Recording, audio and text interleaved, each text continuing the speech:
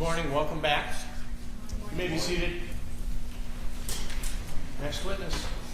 Your Honor, do you want to address the missing juror for the record, or no? No. Okay. We'll call Captain John Barr, Judge.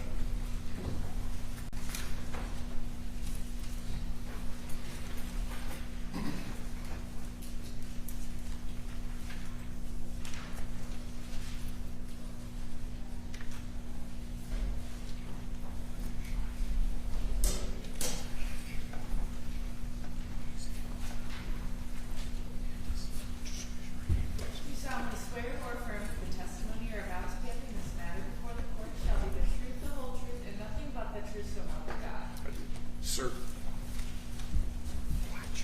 Yes, sir. And make sure the chair doesn't fall off. Thanks, sir.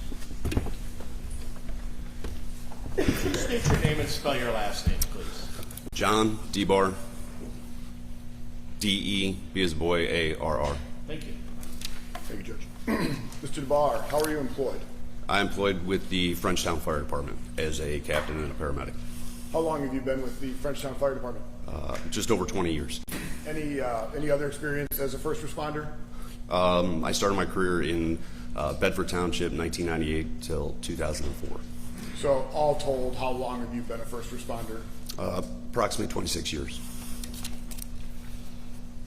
You indicated that you are a paramedic. Yes, sir. How long have you been a paramedic? Approximately 23 years.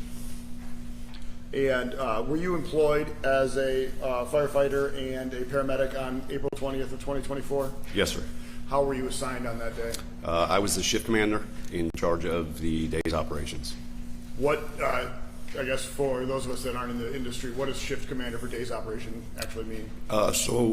Excuse me, I'm responsible for the emergent and non-emergent response to all calls for service within the township, outside of the township, as well as general supervision associated with the personnel that are assigned to that platoon. As a supervisor, do you respond to all the calls, or is it sort of depend on the nature of the call? Yes, sir. It depends on the nature of the call. The higher priority calls are typically the incidents that I would respond to. And when you say higher priority, does that mean more serious? Yes, sir. Okay. Serious in nature. And were you dispatched to the Swan Boat Club on April 20th of 2024? I was. And do you recall what that dispatch was? Yes, sir. Berlin Township Fire Department was dispatched to the Swan Boat Club on the report of a vehicle through the building with multiple persons injured on the ground, as well as a possible child entrapment. Is Swan Boat Club in your jurisdiction? No, sir, it is not. You were brought in as extra help? Yes, sir, we were. And when you received that dispatch, do you recall where you were? Yes, sir. I was at Station 1, getting ready to pull out of the parking lot to perform some general errands for the day. And how did you respond to that dispatch? I responded to my department-issued vehicle with my emergency lights and siren activated to the scene, approximately 9 minutes. Do you know about what time you arrived on scene? I believe it would have been about 3:15. Were there other first responders or law enforcement already there?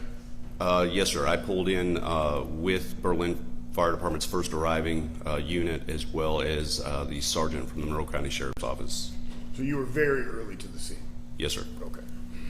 And can you please describe what you observed when you arrived at Swan Boat Club? Once I parked my vehicle, I noticed the large hole in the side of the building, numerous people on the exterior of the building looking for help, asking for help, as well as an individual being attended to on the right side of the building, or right side of the opening. Do you know who that would be? That would have been Zane Phillips. Okay. And did you enter the boat club? I did, sir. How did you enter the boat club? Through the opening that was created by the vehicle. What did you see when you entered? Equal amount of chaos on the inside. To my right were three individuals, two of them, two females sitting in a chair and one female lying on the floor. Did you interact yourself with any of the injured victims? No, sir. I was able to ascertain that they were conscious, alert, breathing, and not in need of immediate medical attention. Is that because of your role as a supervisor? Yes, sir. As a senior paramedic on scene and first arriving, my responsibilities typically would be to triage or categorize the nature of injuries associated with each victim and arrange for the transport of those victims as appropriate. And so you were ultimately involved in determining who went by ambulance or life flight if necessary? Yes, sir, I was. Do you recall if anybody was life flighted that day? Yes, sir. I believe that would have been Jaden Phillips. That is the son that survived. Is that correct? Yes, sir. Okay. And nobody else was transported via life flight? No, sir. Is that because it was determined their injuries were not so severe that they needed that? For the totality of the injuries, I believe we transported 7 total patients. 1 went by air ambulance. 2 air ambulances were requested at the scene. The crew of the initial aircraft assisted in advanced life support procedures with Zane in the back of a Frenchtown ambulance. So you requested a second as you call it, air ambulance. I call it the life flight. I'll call it air ambulance. Sorry. You requested a second one, but that was ultimately not used. Correct. The crew was utilized, but the aircraft was not. Why was that not used? Those individuals from that aircraft were tasked with assisting in the resuscitation efforts with Zane. But he did not survive. No, sir. So he had deceased on the scene. Yes, sir. Do you know how many victims were transported by ambulance? 6 total by ground, 1 by air ambulance. And do you know where those victims were sent, the ones that went? Do you know where the victim that was life-flighted went, where Jaden went? Jaden was transported by aircraft to University of Michigan Mott's Children's Hospital. Okay. And out of the road ambulances, where were those victims transported to? Miss Dodds was transported by a Frenchtown ambulance to Corwell, Trenton. I believe it was Miss Stith was transported by a Huron Valley ambulance crew to Corwell, Trenton. And then I believe we had 2 additional patients, Miss Rath and Richards, were transported by a Rockwood ambulance to Wyandotte Hospital. And then Mr. Smothers was transported by a Monroe Community ambulance to Detroit Children's Hospital. Were some victims able to transport themselves? That is my understanding. So you wouldn't have been involved in that? They would have gotten a ride or driven themselves? That's correct, sir. Okay. So you referenced where you saw people injured in there. Do you know specifically where Miss Leah Stith was located initially? I believe Miss Stith was at the base of the bar, almost to the end on the right side if you were facing the bar from the hole that had been created in the side of the building, laying on her back, being attended to by a male individual. And what about Mr. Edward Smothers? Do you know where he was initially located? I believe Mr. Smothers was in the breezeway, more or less in the center of the breezeway, sitting in an upright position. He had a obvious deformity to his right leg. He had some injuries to his face that were bleeding. When you say obvious deformity, are you indicating what appears to be a broken leg? Yes, sir. Thank you. Diane Medina, do you know where Miss Medina was found? I believe Miss Medina was just to the left of Miss Stith, just to the rear of the vehicle. So that would also be along the bar? Yes, sir, at the base of the bar. And lastly, do you know where Jaden Phillips was located? Jaden, is my understanding that he was thrown over the top of the bar and was located to the left, down below some of the debris. Are you saying that Jaden was hit by the car and thrown actually over the bar, but was found underneath it or behind it? That's correct, sir. Okay. Were you involved in providing any aid to Zane Phillips? No, sir. The only interaction I had with him was my initial assessment of him as I was entering the building, and then when I exited the building, I did stop and check for a pulse on Zane. And at that point, did he still have a pulse? He did, however, it was weak and thready. Do you know where Zane was originally located? I am not aware of where Zane originally was located. Because he had already been extricated by Yes, that sir. time? Okay. And what about Alana Phillips? Do you know where she was located? Miss Phillips, when I was triaging Mr. Smothers and Miss Dodds, it was made aware to me that Alana was somewhere in the vicinity of the vehicle. When I moved some of the debris, I was able to locate her at the corner of the door, just in front of the vehicle. Were you able to remove her? I was not. Why is that? Based on my training, education, and experience, I was able to determine that the injuries she had sustained were not compatible with life. It was fatal. Yes, sir. Are you issued a camera that you wear daily? No, sir. All right. No further questions, Judge. Cross. All right, may this witness be excused. Yes, Judge. Thank you. Next witness, Judge, people call Deputy Stephen Schmidt. Do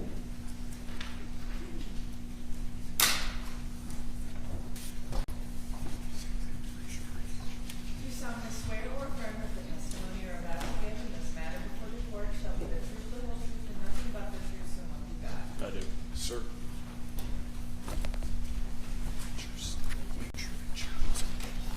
Okay, thank you. Good morning. Deputy, would you state your name and spell your last name for the record, please? Deputy Stephen Schmidt, Steven Schmidt. Thank you. Ms. Rowland. Thank you, Judge. Deputy, what do you do for a living? I'm a police officer for the Monroe County Sheriff's Office. And how long have you worked for the Monroe County Sheriff's Office? Approximately 5 years. Okay. Did you have any law enforcement jobs before that? I did. And what was that? I worked for the Dundee Police Department for approximately 2.5 years. Did you have any law enforcement jobs before that? I did.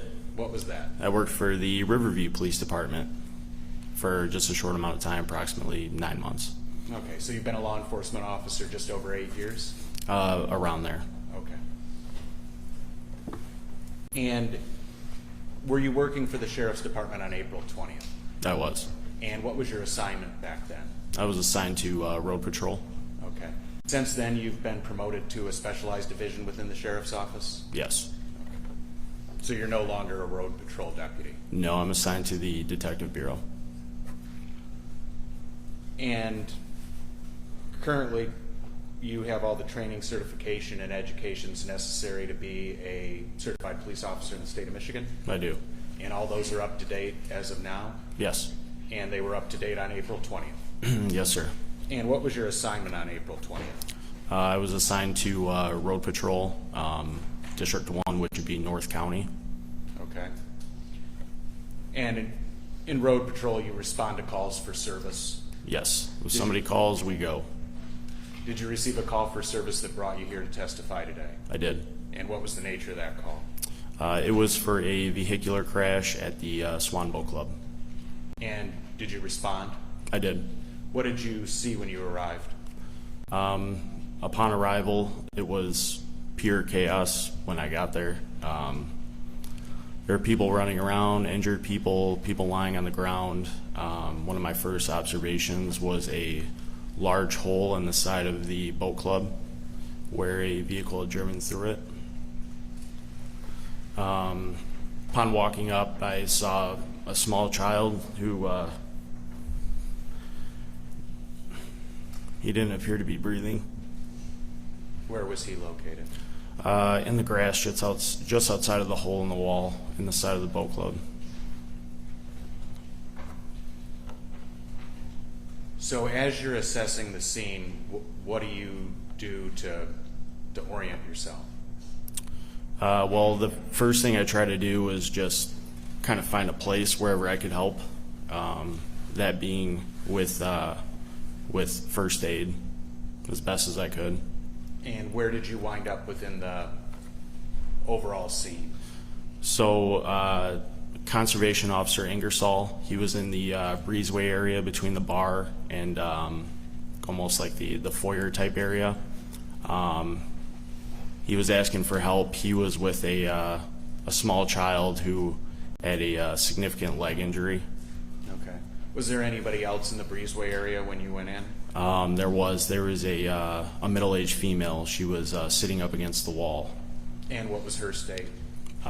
She was in and out of consciousness from what I remember. And so at least initially when you arrived on scene, you just tried to assist with first aid of the victims as you could see needed. Yes, Eventually, did you make contact with Sergeant Bomia? I did. And what was his position on the scene in regards to the sheriff's office? So he was the shift supervisor at the time. So at the time, was he the commanding officer on scene, for lack of a better term? Yes, he was the officer in charge. Did he give you any direction? He did. He advised me that he had the driver of the vehicle seated in the rear of his patrol vehicle. And at that time, he asked me if I would start an investigation for the crash with the driver. Okay. Did he give you any direction in what kind of investigation to perform? Yes, there were some cues for a possible intoxicated driver, so that was the investigation that I conducted. Okay. So at this point, you've been a law enforcement officer for 8 years. Correct. All of them road patrol. Correct. Had you conducted an OWI investigation prior to that day? I have. About how many? Personally, somewhere in the range of about 50 myself, plus I've also trained other new deputies and new officers and been part of their OWI operating while intoxicating investigations, as well as assisting other officers at the sheriff's office. So do you receive specialized training specifically to OWI investigations at the police academy? We do. And as part of being a police officer, do you take updates to that training throughout the course of your employment? Yes, we do. And you did as being a police officer for those 8 years? Yes, sir. Did you receive any specialized training beyond the academy and those subsequent educations in OWI investigation? Yes, so I attended A-RIDE training, or Advanced Roadside Impaired Driving training, in approximately August of 2022. Okay, and if you could just explain to the jury briefly what that is outside of its name. So it's just a more specialized training. They teach you some different techniques for sobrieties, besides the main three that are recognized by National Highway Traffic Safety Administration as being like the three primary SFSTs, or sobriety tests.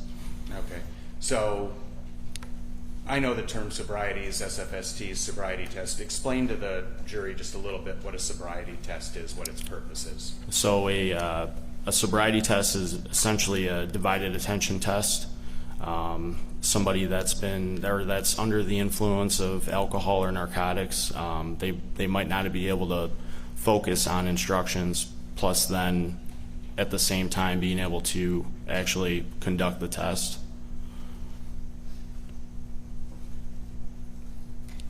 So you use the term SFST, or Standardized Field Sobriety Test. Correct.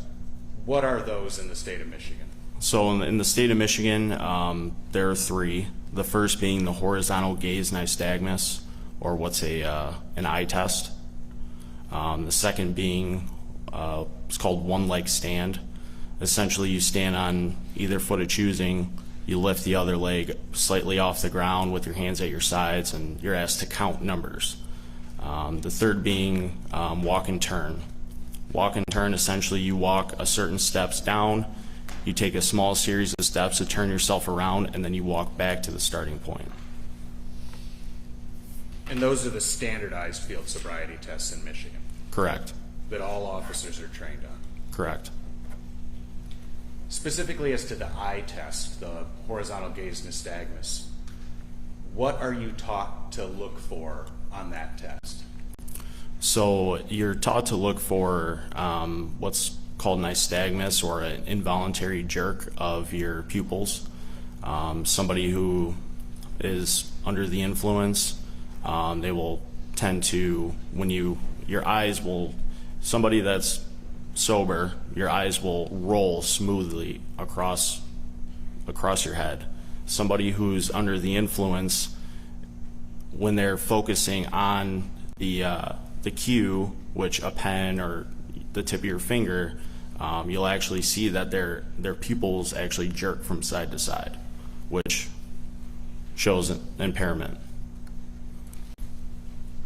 When conducting these tests, you're not just looking at the results of the test, are you? No. What else are you looking at? You're looking for other cues for intoxication, whether it's bloodshot, watery eyes, whether their inability to stand on their own or keep balance, if they're slurring their speech, their inability to follow simple directions, etc. So with this training, you approach Sergeant Bomia's vehicle. Is that right? Correct. What do you find when you get there? Well, the defendant was seated in the rear of Sergeant Bomia's vehicle. So that's where I located her at, was in the rear of his patrol vehicle. What did you do once you located her? Once I located her, I began to talk to her, ask what her name is, ask if she's injured, just basic questions. What are the things you're looking for just in asking the basic questions? Well, immediately you're looking for signs of intoxication, whether they have, like I said, bloodshot, watery eyes. Do they smell like alcohol or intoxicants? Are their clothes disheveled? Have they vomited or urinated on themselves? Just basic signs like that. So these visual basic signs that you look for in an OWI investigation, did you observe any of them in the defendant that day? Yes. Which ones? So at that time, I could smell the odor of intoxicants coming from her, bloodshot, watery eyes, and then later on, inability to keep balance. Okay. So you had a brief conversation with her as she's seated in the back of the patrol vehicle. Correct. And then at some point, do you make a determination you're going to attempt standardized field sobriety testing? I do. I asked her if she'd be willing to consent to take some sobriety tests, and she agreed to do so. Okay. And what did you do with the defendant then? I had her exit the patrol vehicle. Upon exiting the patrol vehicle, she was having problems with balance. So she used my arm to kind of hold herself up while I walked her to the rear of the patrol vehicle. Before that, during our medical questionnaire, I was informed that she does have neuropathy in her hands and feet. And what's your understanding of the result of that? The understanding of neuropathy? Yes. I wouldn't object. He's not a medical professional. What's the foundation that he knows what neuropathy is? That's why I asked him what his understanding of it is. I'm not asking for an expert opinion. I'm asking, with what his understanding of it is, how did that affect how he treated the defendant? I think that makes sense. He's not giving an expert opinion. The objection is overruled. And as far as what in my experience of somebody with neuropathy, it's something that's neurological, numbing in their hands or feet or legs. How does that impact the way you conduct your OWI investigation as it pertains to sobriety tests? So I think immediately at that time that took the one leg stand and the walk and turn kind of off the table for me. I didn't feel like she'd be in any condition to try to perform those tests at that time. And that's because she had self-reported neuropathy and you had witnessed her exhibiting a lack of ability to balance. Correct. Even if someone hadn't reported a medical condition, with that lack of balance, how would you approach the standardized field sobriety tests? In her condition that she was that day? Yes, or just in general. So always whenever I have conducted a OWI investigation, I think one of the most important things is to see if they're able to conduct any of the physical tests. If they're able to, no prior injuries or anything that would prohibit them from doing so, then I think that would be sufficient to complete those tests. So if someone's experiencing a lack of balance, would you ask them to do the one leg stand? Most likely not. Why not? Their safety is paramount for me. I don't want them falling over or tripping on themselves or injuring themselves any further. And what about the walk-in turn? The walk and turn is the same way. If somebody's having a hard time walking, I don't want to make them walk 8 steps down, take a turn, and then walk 8 steps back towards me. The last thing I want is for somebody to fall into traffic and injure themselves.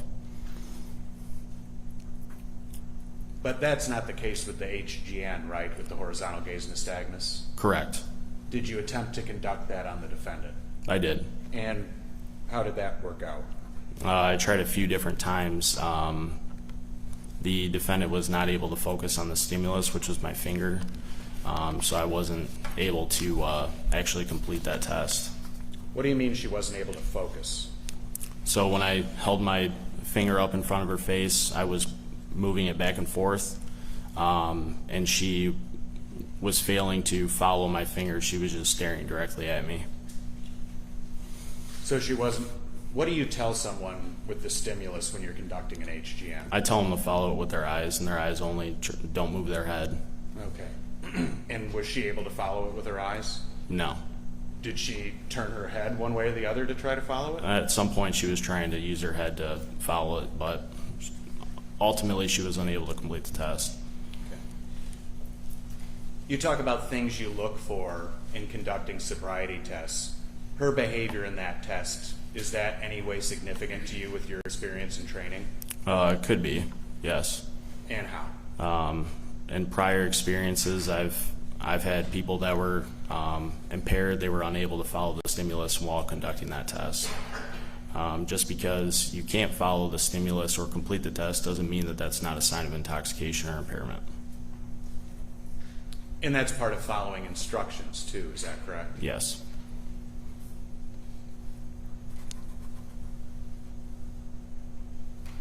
So you were only able to attempt one standardized field sobriety test. Are there any other sobriety tests you give in the event that somebody's unable to conduct the physical portions? Yes. Typically, if somebody's unable to complete the physical portions, I'll go with a mental one, it's a test that they're able to do without doing anything physically. Did you do so in this case? I did. And what test did you administer? So I had the defendant recite the alphabet A to Z without singing. Was she able to do that? She was able to complete that test. Okay. And did you do any other cognitive tests? I did. And what was that? I did a number counting test. I gave her instructions. I asked her to start from 100 and count backwards to 88. Was she able to effectuate that test? She was not. What were the results of that test? Would I be able to refresh myself with Yes. those results? Okay.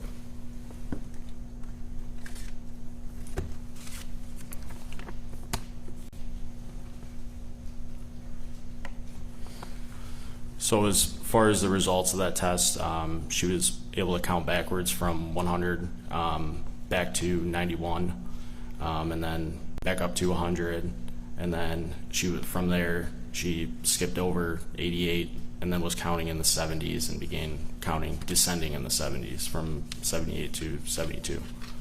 Okay. And the initial instruction was to count from backwards from 100 to 88? Correct.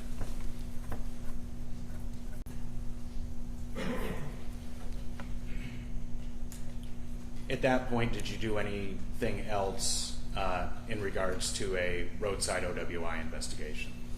No, that concluded the investigation. What was, in your training and experience, what did you believe existed at that time? Well, I believe that there was probable cause for impairment to make an arrest for operating while intoxicated at that time. And what did you do with the defendant once you made that determination? So I placed her in handcuffs, advised her she was under arrest, did handcuff her in front, because earlier she advised that she had a wrist injury from the crash, and I didn't really want to handcuff her behind her back and strain herself or hurt herself any further. So I handcuffed her in front, and then she was placed in the rear of my patrol vehicle. Okay. And that concluded your role in the OWI investigation at the scene? At the scene, correct. Did you remain on scene after that? I did. And what did you do? At that time, I was just trying to do whatever I could to try to alleviate some of the duties from anybody that was there. Like I said before, it was a very chaotic situation.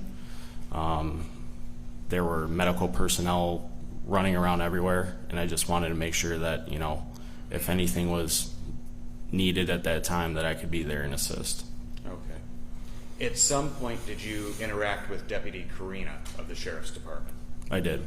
And what was the nature of that interaction? So Deputy Karina wanted to do some further investigation of the whole incident with the defendant. Deputy Karina wanted to continue the OWI investigation? Correct. And he did so? Correct. And you stood by while that happened? I did. Okay.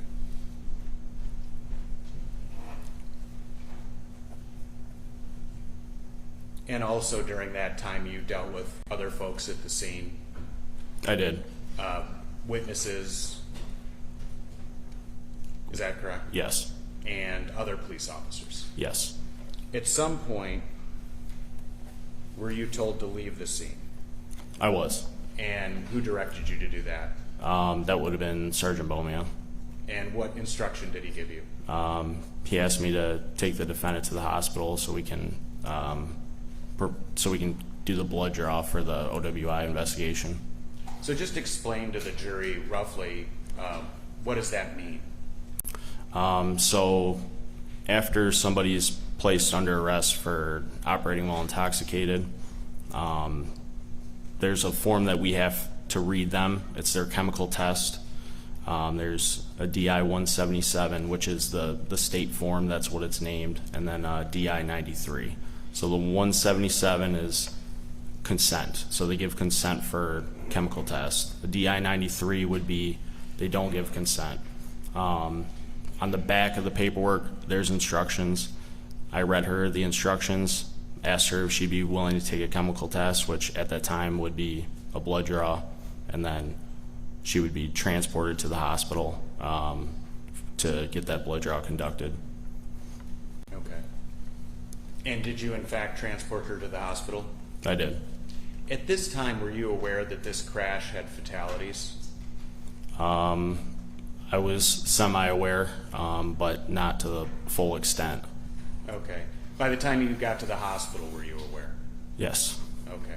Does the sheriff's office have a policy on chemical testing when there's a fatal crash? Yes. It's in best judgment to make sure that instead of doing a breath test, a blood draw is done. And what about as it pertains to a consent blood draw? I believe with the consent blood draw at that time,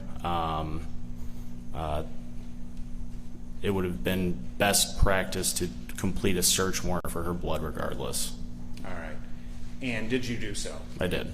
And what's involved, Deputy, in completing a search warrant for a blood draw at the hospital? So we have a online form that we essentially fill out. That's our. Your Honor, I would object to in this area. Those are all questions of law that the court decides regarding the search warrant. I'm not proffering it for its legality. I'm proffering it to explain the time frame between the crash and the blood draw. I think the objection is overruled. I think what he's telling us is just the basic procedure, and I think that is appropriate.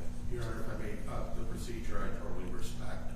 It's just any contents or anything. Thank you. We won't get into it. So you have an online form. Correct. We have an online form that's on our laptops.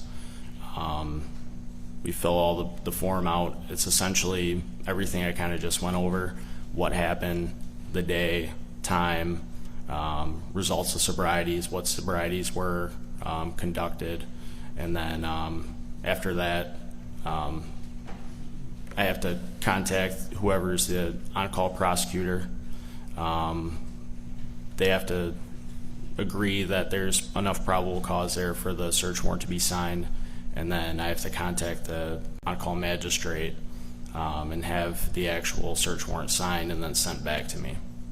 And April 20th, 2024 is a Saturday, is that correct? Correct.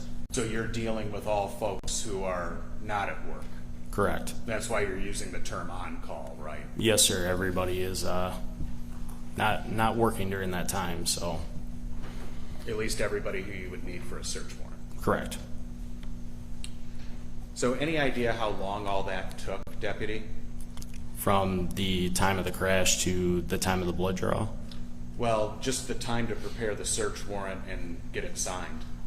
I don't know specifically, but it kind of is a time-consuming process. Okay. And where do you typically in these types of situations do all that? It's all done in the vehicle. I don't have access on any of the computers at the hospital to do anything like that, so it has to be done outside of the emergency room at the hospital. Okay. Is it only upon your completion of those documents that you then enter the hospital? Yes. And is that what happened in this case? Yes. So you go to the scene, you investigate, you leave with the defendant, drive to the hospital, complete your paperwork. At this point, you finally get into the physical hospital. Correct. You take the defendant in with you, Yes. and were there any other law enforcement officers there? Deputy Flint was there with me as well. Okay.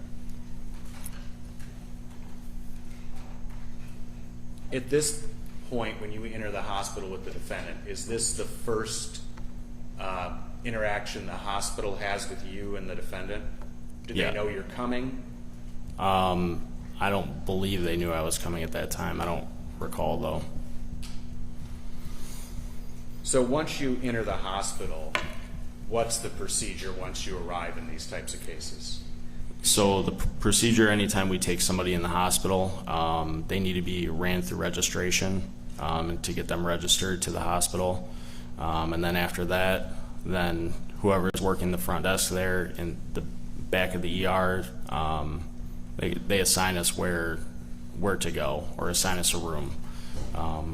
In most of these cases, we go to the back. There's a seclusion room back there, which is away from everybody that's in the general area of the emergency room. So that's where I took her that day.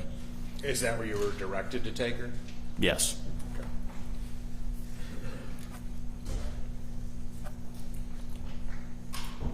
And you say she had to be, the defendant was registered at the hospital. Is that common in a OWI investigation blood draw? Yes. Okay. Was there any other reason the defendant would have been registered in the hospital that day?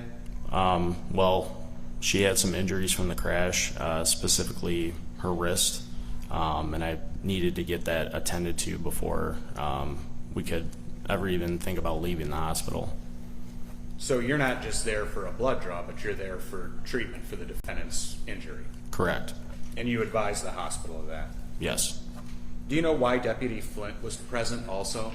I believe Sergeant Bomia wanted another officer there, security reasons, and just to make sure we had two sets of eyes on everything, so everything was all secure. Is that typical in an OWI blood draw? Sometimes, but not typically. So in your 50-plus OWI investigations, have you ever been present for a blood draw before? I have. About how many times? Probably the majority of those. So is there a specialized procedure mandated by the state of Michigan and the Michigan State Police in conducting a blood draw for an OWI? There is. And how does that procedure start?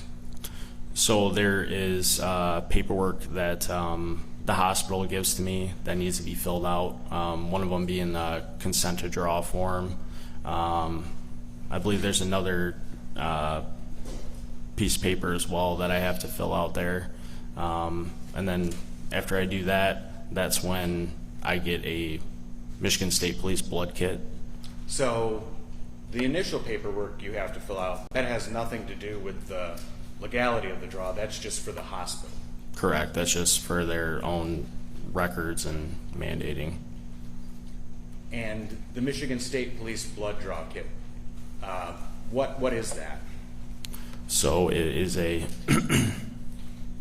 it's a cardboard box that has a seal on it, like a sticker seal. And on the inside, there's contents of paperwork.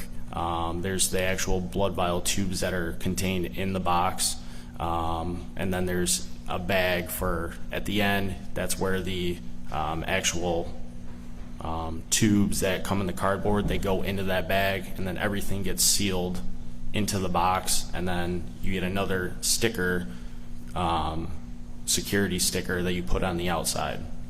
So just by naming it a Michigan State Police blood draw kit, that kind of begs the question. But do you know who provides these kits and what their nature is across the state? So we, as the sheriff's office, we keep our blood kits at the hospital.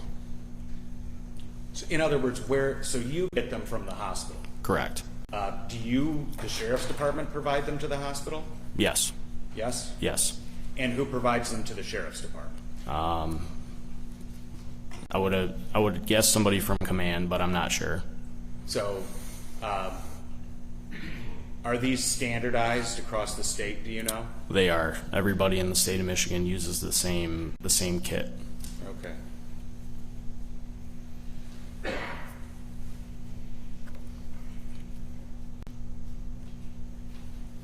So you obtain the kit in this instance from the emergency room, from the hospital, Correct. and they store them for the sheriff's office there. Yes.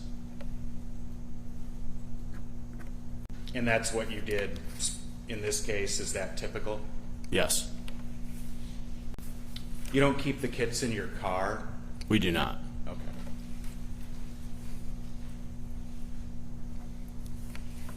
When you obtained a kit in this case, was the kit sealed? It was. Did it appear to be in good order? It did. No dents, scratches, holes? Nothing. Did it appear typical of the kits you've seen in the past? Yes. Once you obtain the kit,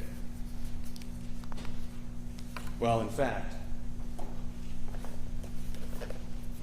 this is just a demonstrative exhibit. Show this to you, Deputy. What is that? This is a Michigan State Police blood kit. And is that, at least so far, typical of what you would handle in every OWI blood draw investigation? Yes. And so once you obtain it from the hospital, what's the first thing you do? Well, the first step is to open it up. The kits have a integrity seal that's already on it. This is how all kits come. Can I open it? Sure. Okay.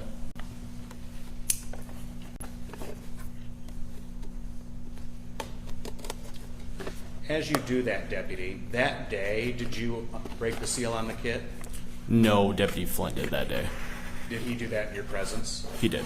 Did he open the box or simply cut the seal? I believe he took the paperwork out and laid it on the table. Okay. So if you could show the jury then what's inside the kit. So inside of the kit, sorry, I'm trying to talk in the microphone here and show you. So inside of the kit, this is essentially what it looks like when you open it up. There's a blue piece of paper. It's an insert. It basically tells you the contents of the kit, what's inside of it. There are these two little plastic vials, which are used for urine sample collection. And in my almost 8 years of law enforcement, I've never collected urine on a chemical test. Also inside of the box, there are the blood tubes. They come in this little piece of cardboard.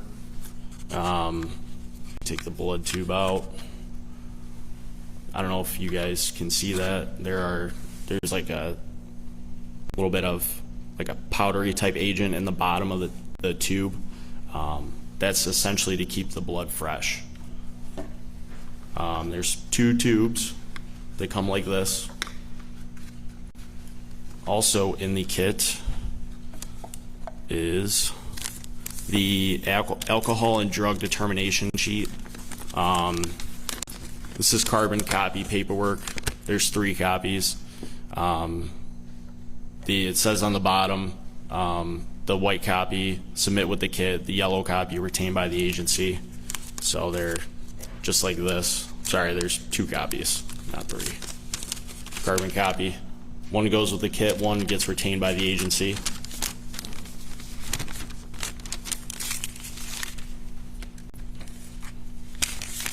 And that's paperwork you have to fill out on the scene? Correct. What else is in the kit, Deputy? There are labels for the specimens. So these labels get filled out by me, and then they get affixed to the side of the blood tubes by the phlebotomist after the draw. Also is a iodine prep pad.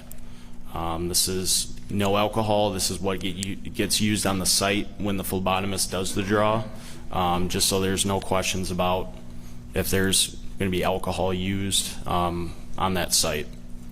So just to back up to clarify that.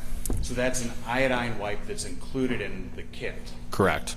And that you give that to the person who does the blood draw, the phlebotomist or the nurse? Yes, sir. And so that's so that the requirement is met that when the site is sterilized, there's no alcohol used? Yes, sir. Okay. What else is in the kit, Deputy?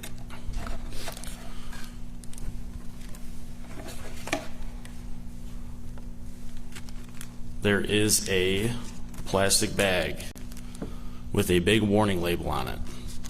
The reason for the big warning label is, as you can see, there is a small piece of almost like cloth in the bag. The reason for this being in the bag is if one of these blood tubes breaks while in this bag, this actual piece of cloth will absorb the blood and it can actually still be tested by the lab. So it's important that this actual piece actually gets left in there. And what's the big warning label? So the big warning label, it says important, place blood tube holder containing filled blood tubes along with filled specimen bottles inside Ziploc bag, then squeeze out all excess air in closed bag. Note, do not remove liquid absorbing sheet. Is there any other paperwork in the kit? There is a shipping seal for when you're done. And you Okay. can box everything back up. All right. So initially, wait to box it back All right. up. So initially, when you arrive, Deputy Flint opens the kit, begins to unpack the paperwork. So Correct. specifically the blood alcohol determination sheet. Correct. And what do you do with the paperwork? So at that time, I take the paperwork and I start filling it out. And where are you physically in the hospital as you're doing this? So we are in the back of the emergency room in front of the seclusion room. Okay. And you just have the kit unpacked on a table outside the seclusion room? Correct. Okay. And so at this point, you're waiting on someone to come do the blood draw? Yes. Okay. What happens then? We wait for the phlebotomist to actually come down from upstairs, and at that time we get moved to one of the actual emergency beds because the nurses and the doctor, they're aware that she actually needs some medical treatment for her wrist and from just the high collision impact of the crash. So we get moved to an emergency room. The phlebotomist meets us at the emergency room and then conducts the blood draw. Okay. So at some point, you have to pack up the kit and move it to another room? Correct. So at that point, the paperwork is filled out and you're just waiting. Correct. So you used the demonstrative and you showed the jury what's all in the kit, but the specific kit that you had that day, is there any notable differences between it and the one you unpacked here in court today? No, all the contents were the same. Okay. Having done dozens of these before, was there anything about that kit that was dissimilar or incongruous to the kits you've seen before? No, it was the same as any other kit I've seen. Specifically as to the tubes, did you have an opportunity to inspect those? I did take a look at them. Came just like this. Okay. So the tubes appeared intact, Everything was intact and everything was there. and they appeared to have the seals intact and the preservatives in them. Correct.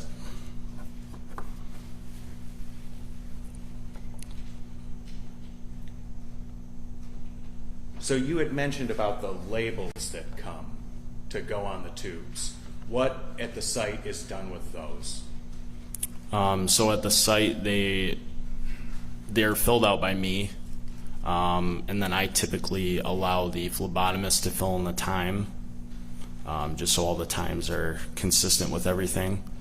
And so those tubes, those are just glass tubes, they don't have labels on them? They do have something on them, but I'm gonna be honest with you, I don't really know what it means. Just some Like a small label? that's yeah, already just a affixed. small. It's got some medical type language on there. Is that something you can fill out or just something that's already pre-printed? That's just already on there. Already pre-printed instructions or warnings or something like that? Yeah. Potassium fluoride. All right. And so, Sodium fluoride, sorry. no problem. And so you fill out the labels and affix them? Correct. And you did that in this case? Correct. And what kind of information goes on the label? The label is the subject's name. It has the date. It has the name of the person that's actually doing the draw, and then it has the officer's name, the time, and the date.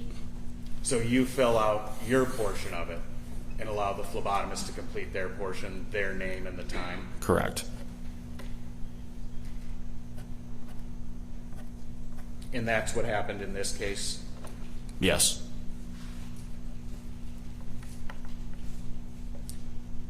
Once the phlebotomist arrived in this case, what did you do with her initially?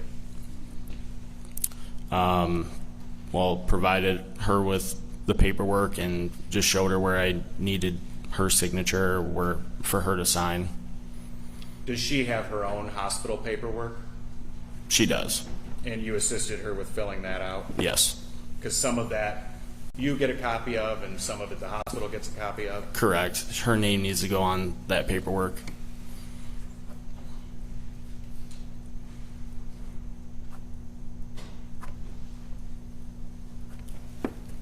So at some point, do you give the tubes from the kit to the phlebotomist? I do.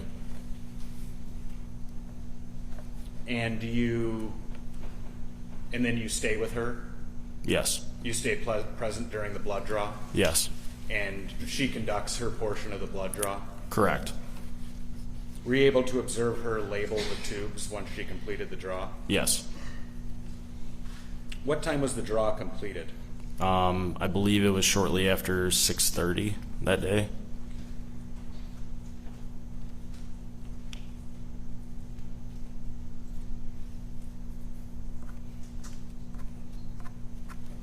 As to the actual draw itself, did you observe anything out of the ordinary from other blood draws you've attended? No. Okay. Deputy, what's a FSD 93 form? An FSD 93. Would that be the alcohol determination form? If that's the number at the top, I know it by its number. Yes, that would be this form. Okay, so that's the paperwork you fill out and put back in the... Correct. This goes back in the box. One copy, and then the other copy I retain. All right. And those are standardized throughout the state of Michigan? Correct. They're provided in every kit? Yes. So once the phlebotomist completes the draw, you see her label the tubes. Is that correct? Correct. Do you see her do anything else as it pertains to the draw on the tubes? She inverted the tubes multiple times. And what's the purpose of that? I believe it has something to do with shaking the sediment that's in the tube before placing it back in the holder. The cardboard holder? Correct. At some point, do you receive the tubes back from her? I do. And do you have an opportunity to inspect them again? I do. And they still look in order? No scratches, dents, breaks, They look the same to me as when I got them, except for the blood inside? except for the blood. What do you do then with the kit? And then take the tubes that are packaged just like this. They go back.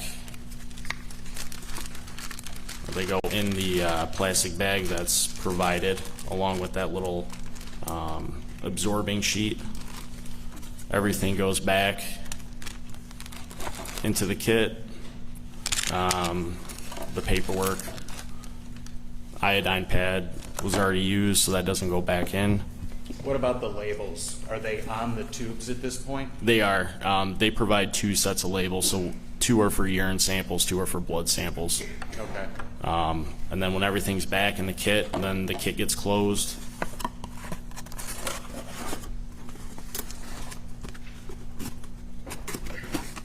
Then the shipping seal gets affixed to the other side here. And that's the opposite side of where the initial, you can seal it up for me, Deputy. Okay.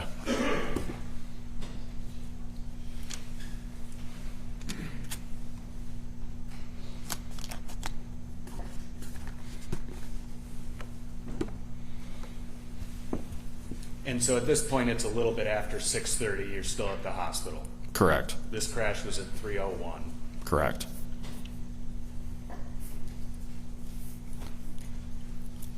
What do you do with the kit for the remainder of the time you're at the hospital? Hang on to it in my possession. How much longer were you at the hospital, do you know? I believe until shortly after 9 p.m. Why so long? Well, the defendant needed to get medical attention on her wrist. She also got x-rays on her head and neck. She got her wrist set a few different times, so it took a while for all that to happen before we could get discharged from the hospital. You eventually got discharged a little after 9 p.m. Correct. At that point, do you proceed to the sheriff's office? I do. And defendant's handed off to some other deputy, is that correct? Correct. Are you still in possession of the blood kit at that time? I am. What's the sheriff's department policy for those once you get back to the office with one? So these blood kits get placed into an evidence locker at the sheriff's office, just like any other piece of evidence. There's a wall at the sheriff's office. There's approximately 40 or so evidence lockers. You put the piece of property in there, you close the door. There's a key that's already sticking out of the locker, so you know that that locker's open. You can put something in there.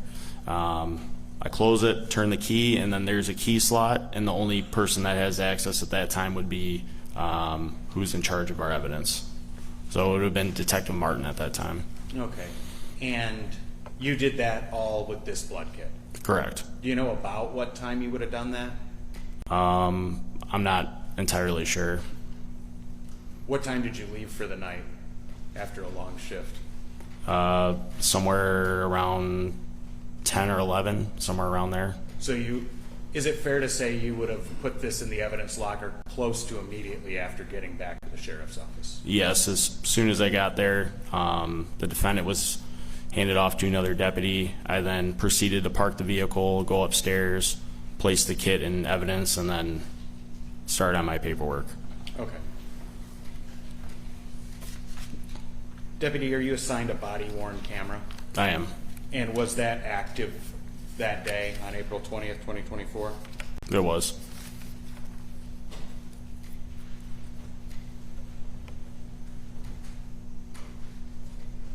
And was all of this that we've talked about recorded on the body-worn camera? It was.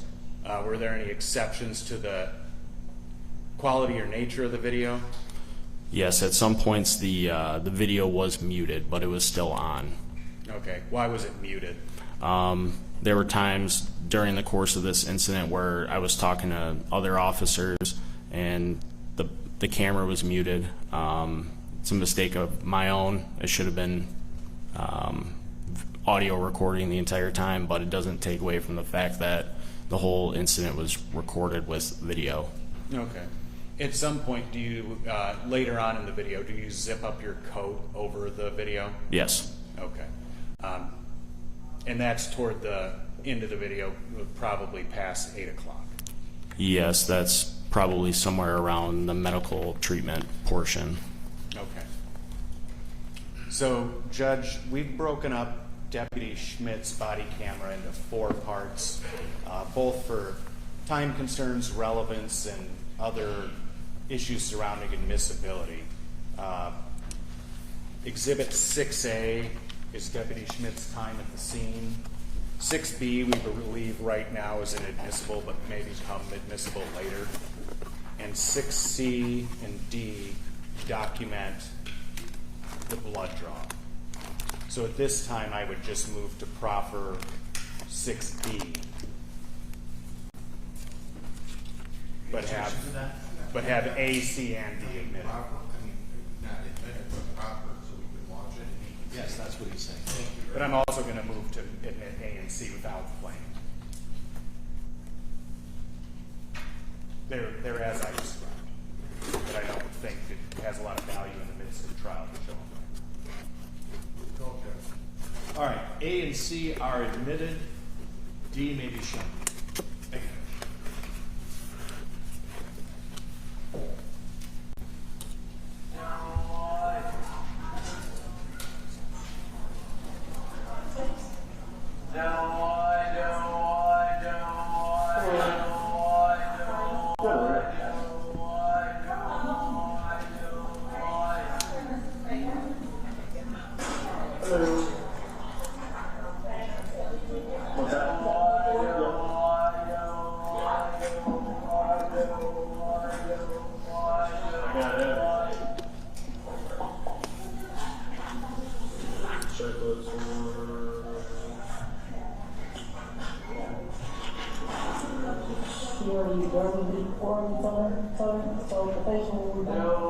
That were drawn blood? Yeah.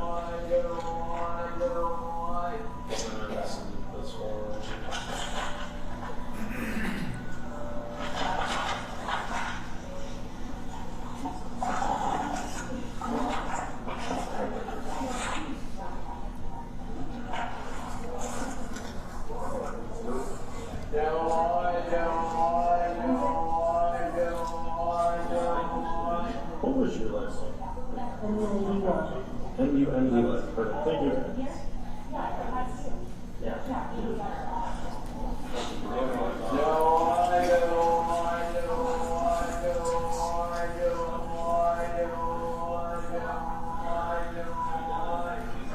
This yeah.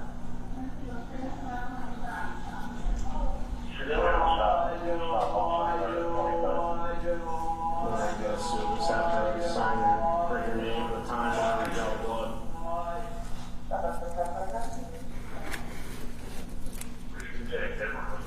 Williams, 847, Blanford Ward. Whatever time you got, just for those.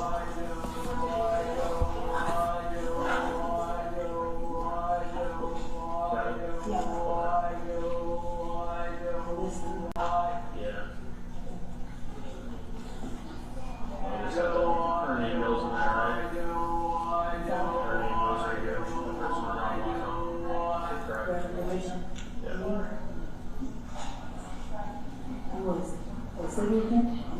No, I think that's the name of the person that they're on. I was just asking to confirm if that form was new.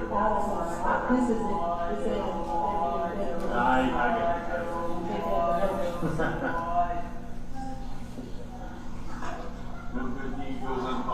Got that right. Is it Chidester? Yes. And then this is the.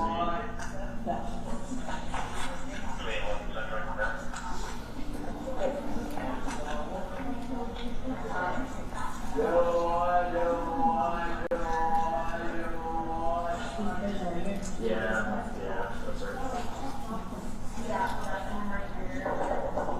Sorry.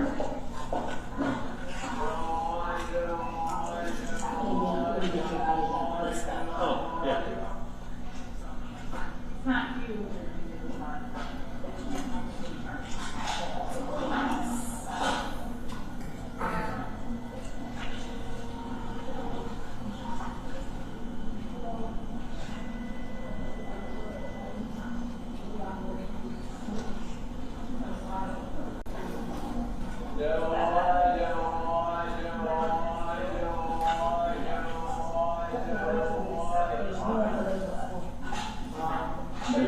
It should be on the table.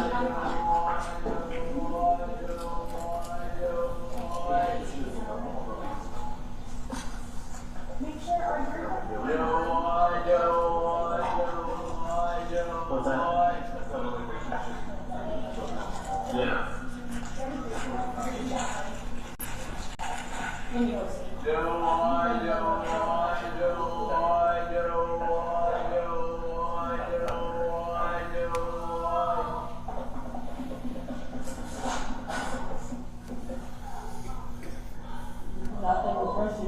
Nice, yeah. Sorry. No, not you. Talking about the number. You hit me. Yeah, like I did. I'm just kind of.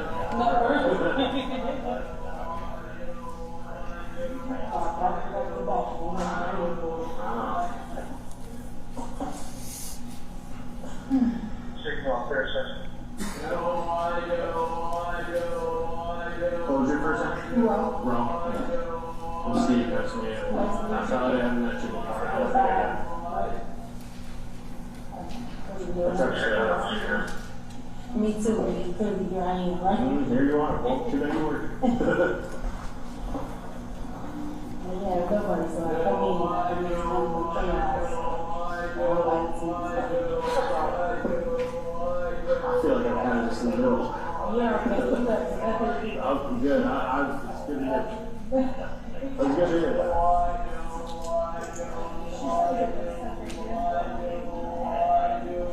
What's that? What are you looking for?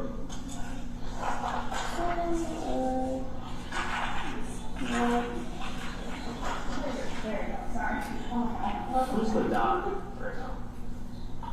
There's a number, let me see which one is on her versus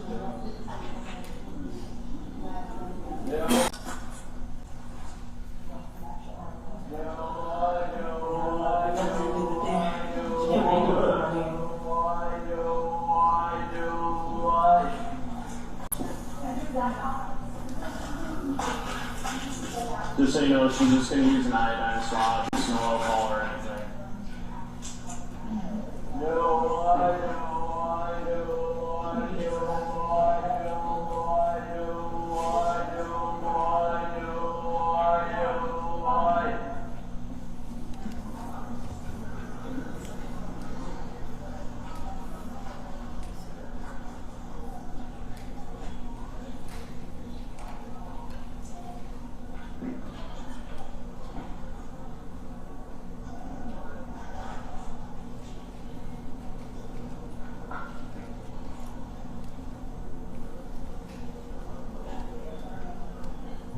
I hate getting my blow dry. I hate getting my blow dry. I can't even look. No, I can't even look.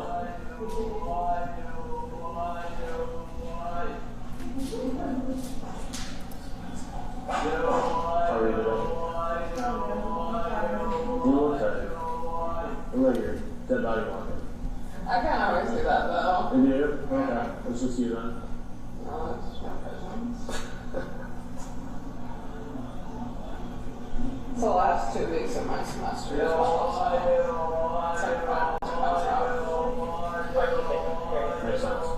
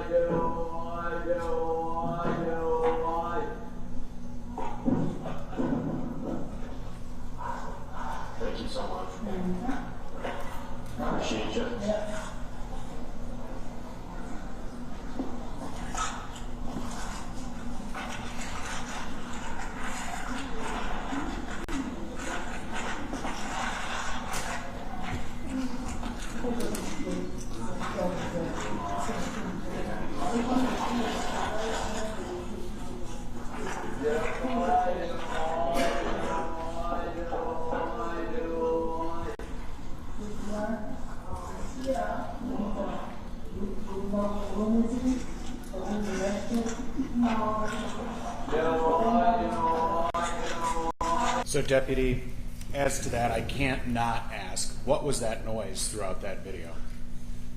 That was somebody in the ER room next to us. Just another patient Yes. vocalizing. Yes. And at one point you asked the front desk, who's the doc? What Yes. do you mean by that? Whoever the doctor in charge of the unit would have been at that time. Is that because you have to put the supervising physician into your paperwork? Yes, that needs to go on the search warrant. Okay. And all that, as well as the other portions of your body camera, those are fair and accurate representations of what you saw that day? Yes, You had an opportunity to review them I did. and review their edits that have been being submitted in court today? Yes. All right. Move for admission of A, C, and D. A and C have already been admitted. As to D,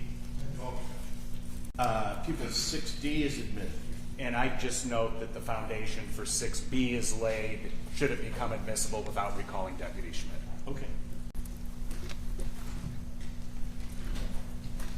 No further questions, Judge. Cross.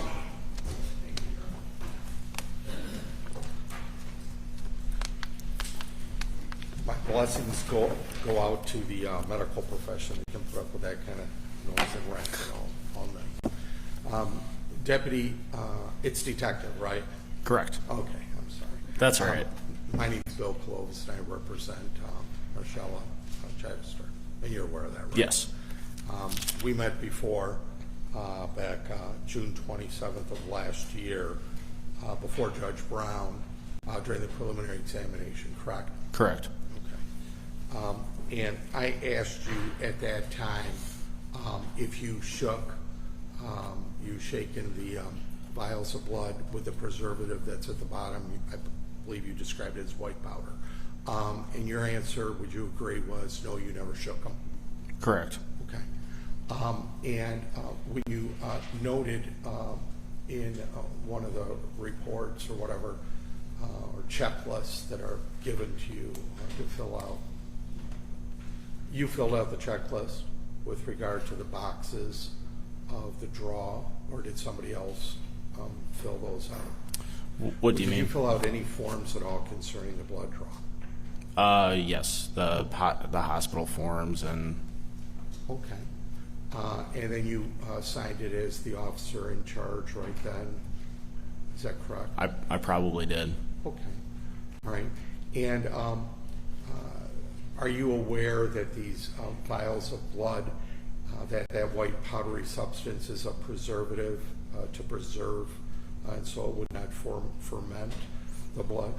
As far as what I know, I'm not a medical professional, but I can agree to that. And thank you for being honest on it. You're welcome. Okay. I'm not a doctor either. So it's your understanding that there's a preservative in there and it's got to be shaken, am I correct? Yes. Okay, all right. And did you ever see, because I just watched the videotape, that's why I got up, my eyes aren't the best to watch it close. Did you ever see anybody, you didn't, you said, did you see anybody shake it like this? The phlebotomist inverted them. And you used the word inverted, that she took them and she inverted them, correct? That's what it showed, at least I could Correct. see. She took them completely upside down. It looked like there wasn't multiple times. Would you agree with that? Well, she did directly after and then before putting them back in the Did it look like cardboard. before she put them away that she turned them like this and then put them in there? Possibly. Okay. I know you're not a medical person, but you like to follow procedure, correct? Correct. And the procedure of you took part in is having the blood drawn, preserving it, and then having it sent to the Michigan State Police toxicology lab, correct? Correct. Okay. Now, would you agree that if the preservative is not properly mixed, that would cause fermentation? Objection. And if you don't know- Deputy Schmidt's not qualified to answer that. Response. I'll withdraw it. Thank you, Judge. Now, while you're at the hospital, before you went to the hospital with my client, where was she for those about 3.5 hours? From the time from when we left the scene until like the hospital, you mean? Did you stop at the police station or sheriff's station at all? Did you go straight from the scene at Swan Boat Club to the hospital? No, the scene to the hospital. Okay. And how long were you at the hospital with Marshella Chidester? A long time.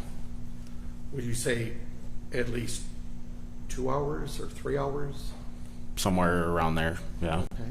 Did you Yes. mark when you arrived at the hospital?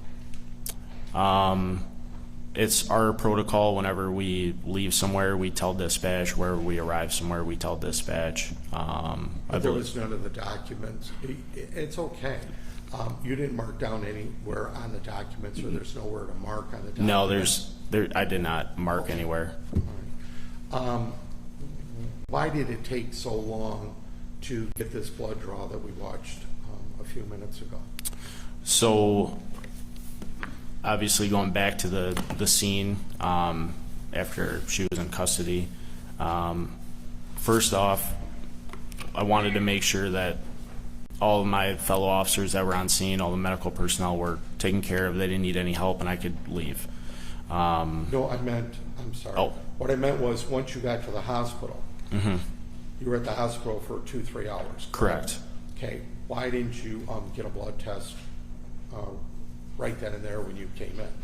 So, I needed to fill out the paperwork for the search warrant.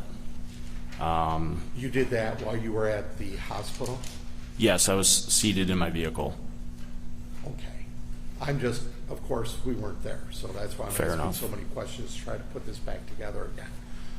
When you had replied that it was 2-3 hours, I'm looking at a short tape, and it looks like that's when you just walked right in. No, we were there for a few hours.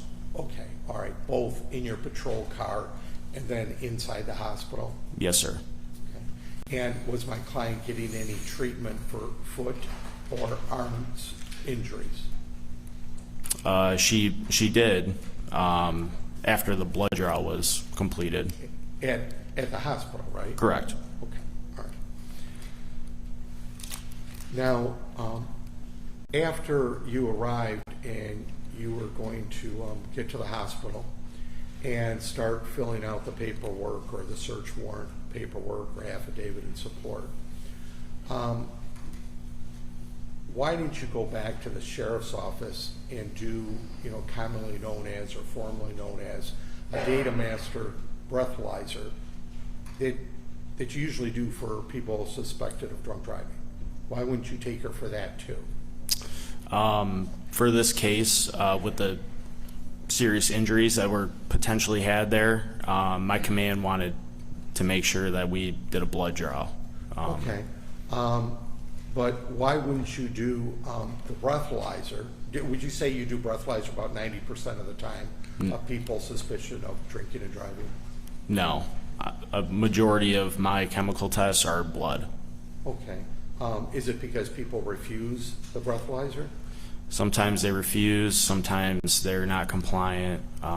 There's a variable circumstances that it could be. But if you read that you said DI 177, am I correct? Correct. If you read that, it says, take a breathalyzer, urine test, or blood test, or else you may or you will lose your license. Is that correct? But that's correct. Right to read. Somewhere in a synopsis. In a synopsis. All right. And you read that to her? Correct. And she said, yes, I'll take whatever test for whatever you wanted her to do? Yes. Okay. So you didn't file with the Secretary of State a refusal or any of that stuff? No. She was very cooperative, correct? Yes, she was cooperative. And she was understanding what you were asking her and saying to her, correct? Yes. Okay. And so again, why wouldn't you take her first for the breathalyzer to blow into that takes 2 samples, I believe, and then take her for blood? I don't know if he fully answered it, Judge. I'm just going to ask you this I'm one gonna last time. sustain the objection. He did answer. He said the policy of fatalities was to take a blood test. Okay. Now, after you received the blood and you put it in this, what do you call that? Michigan State Police blood kit. Blood kit. All right. Once you put it back in the blood kit box, did you refrigerate it? No. Do you, now this camera that's muted, it wasn't muted during the last film that we watched, correct? I think there might have been parts where it was at points. Was it muted at the time you were at the scene? It was. Why would you mute your body camera? At that time, I was having some conversations with other officers. And you didn't want anyone to know what you were saying? I don't think he finished the Oh, I'm sorry. Please go ahead. Go ahead and finish. I was having private conversations with other officers at the scene. And you didn't want anybody to hear what those private conversations were, correct? Well, there's no policy against muting our cameras. Oh, so there's no policy with the Monroe County Sheriff that you can mute or shut off your camera anytime you want? Not shut off. While we're still having citizen contact, we still have to have our cameras on. So you can mute anytime you feel it's proper, or anytime that you want to mute it, you can mute it. A camera can be muted, yes. But it still stays on. The camera still stays on, but it's muted. Correct. And how do you mute this body camera? There's a button on the side that you hold down and it mutes it.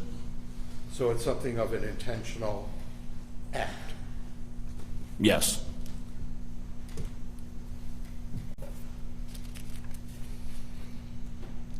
And you were, at the time that this took place, that you were investigating, were you an officer, was it 7 or 8 years?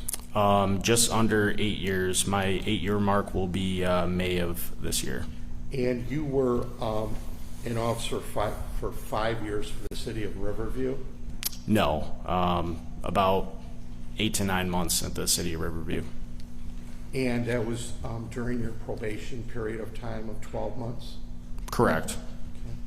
Okay. And is there any reason why you left or were terminated after 9 months? No, actually, I left on my own accord there.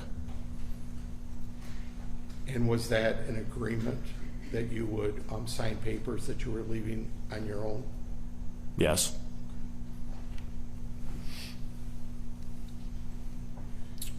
Now, as to these sobriety tests that you spoke of earlier, there's the national highway ones, correct? That are Correct. approved, right? Yes. Okay.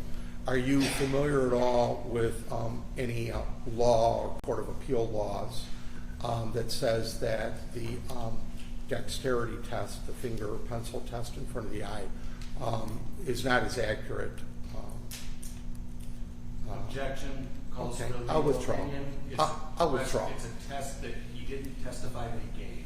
I'll withdraw. Okay. You gave the alphabet test, correct? Correct. And the purpose of the alphabet test is to see if somebody, their sobriety and level of sobriety, correct? Correct. Okay. And my client completed the alphabet test completely, clearly, understandably, with no problem, correct? Correct. Okay. And you noted that in the report, correct? Correct. And was your camera on to record, was the voice on or was it muted at that time? It was on. It was muted at that time. It was what? It was muted at that The time. video was on, but it was muted. Correct. So any documentation to back up that she completed the alphabet, we don't have that other than your testimony, correct? Correct, and my, Okay. Now, the numbers, did you ask her, my client, to count from 1 to 100?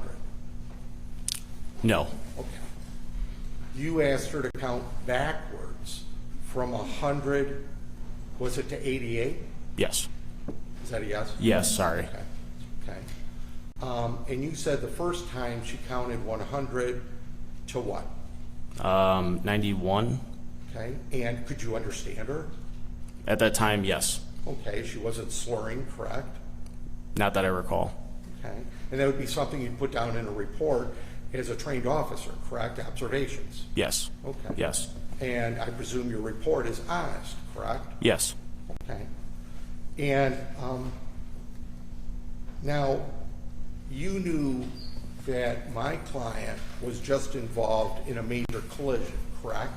correct, Okay. And you knew from investigating when you got there that my client went through the wall and went about 25 feet into the location of the Swan Boat Club, correct? correct. Okay. Now, do you think that would shake anybody up a little bit of going? Calls for speculation. Response. Have you, I'll ask, I'll withdraw that and then lay a foundation. Okay, Thank okay. you. You've investigated many accidents, correct? Correct. As a patrol officer, right? Yes. Okay. And you've investigated major collisions, I presume, correct? Correct. Okay. And after somebody, in your experience, after somebody has been in a major collision or mid collision or major, do they seem shaken up at all? Yes, at times I do.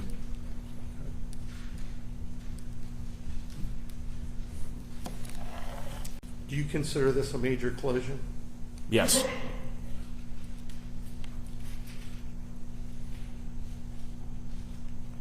Now, you said that you didn't give my client the one leg stand test.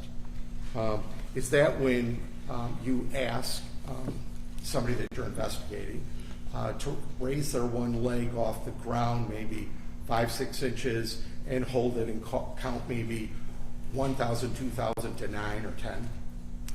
Correct. It's up to 30, but it's the same. And sometimes you say keep counting until I tell you to stop. Correct. Okay. And you didn't give that based upon her neuropathy?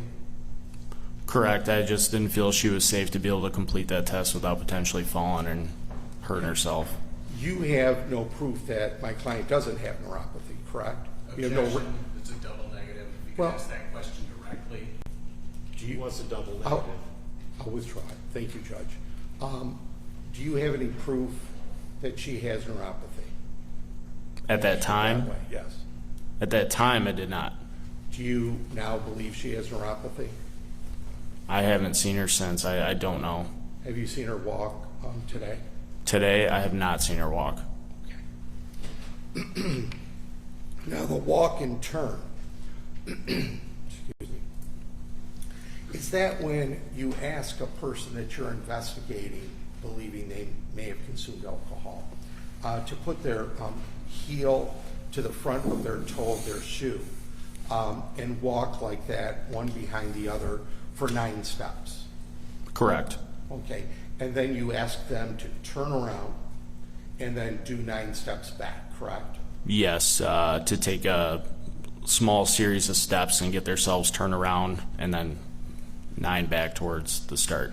Okay, and you didn't ask my client to take that because of her safety, correct? Correct.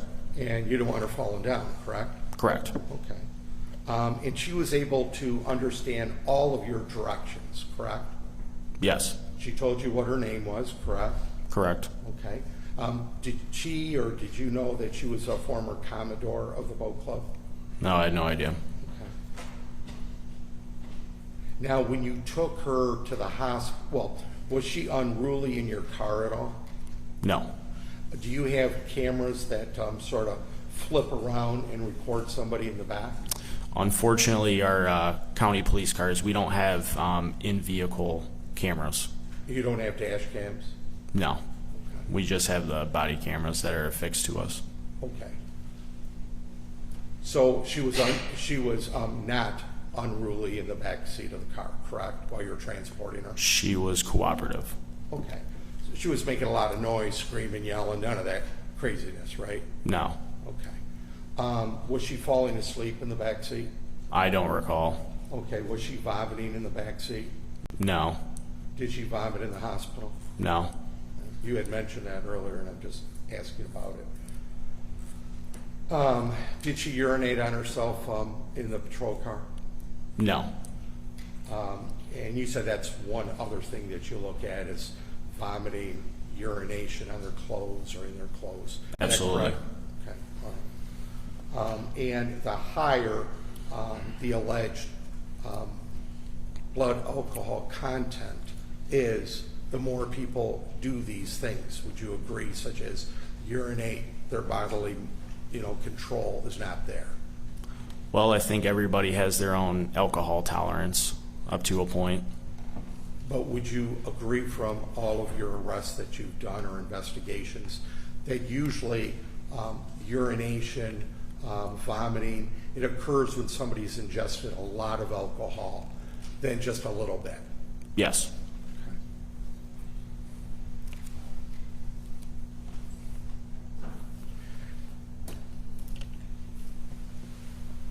How long did it take you to obtain a search warrant from the time you arrived and put her in the back seat of the car? I don't recall the exact amount of time. Okay. In your past history as a patrol officer,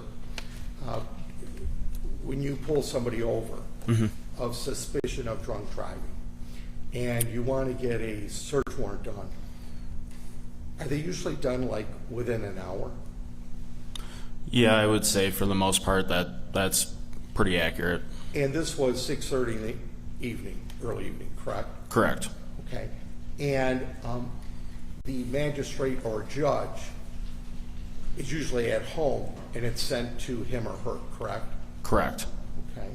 And then they review it, they sign it, and then they send it back to you? Correct, via email. And then you give it to the hospital? Yes. And sometimes that's done within, would you say 45 minutes, an hour? Yeah, sometimes that's about right. Is some of the statements in the affidavit sort of fill in the blank? Yes.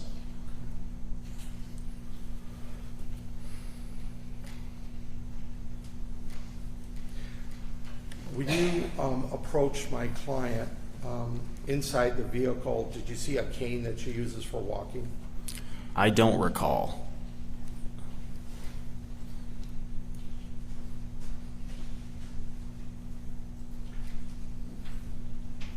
Do you know if the airbags went off? I don't recall. Do you think airbags that go off are a collision into a wall in your experience of patrol officer investigating accidents?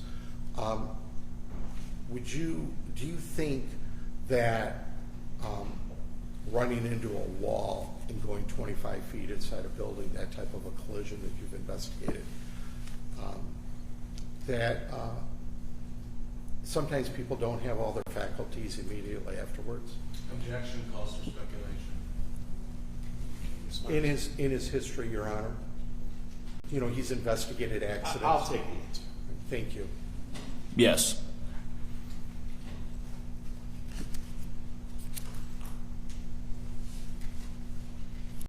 Now, when you arrived at the scene, it was some confusion going on. Do you agree? I mean, we saw tapes earlier yesterday. It looked, I don't mean to use the word craziness, but it was crazy what was going on, right? There were tables all over. There's a vehicle inside. People are injured. 2 little children are severely injured or critically injured. It was chaos. It was the most chaotic scene of my almost 8-year career. Of your career. And I'm sorry you had to go through that. It's okay. You were involved in it. So, do you agree that the containers, were those little like red Solo cups that they serve, or do they serve something else with those? In other words, were there any containers that looked like at one time they had fluid in it, and they're all over the place, food's everywhere, there's containers to drink? Are you talking about, sorry, are you talking about, Sorry, I've got to object. One, it's assuming facts, not in evidence. I don't know what Mr. Close is talking You know, about. Judge, Hang on. I'll withdraw. Finish his objection. I was going to say, If I'll you're going to withdraw. withdraw, then on we go. All right, thank you. When you arrived on the scene of the Swan Boat Club, and it was shortly after 3 o'clock, correct? correct, On April 20th, 24. correct. Okay. Was everything in disarray?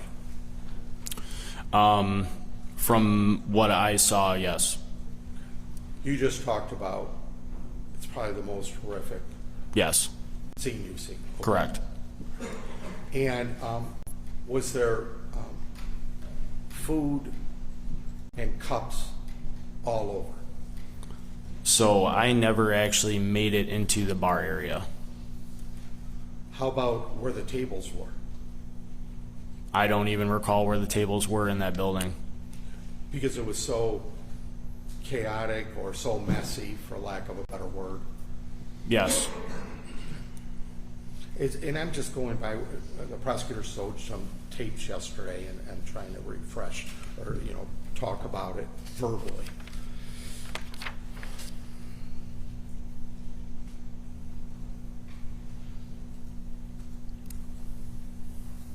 Did you ask the hospital while you were there with this blood kit to take additional blood from my client and have it tested by the hospital? no, I did not.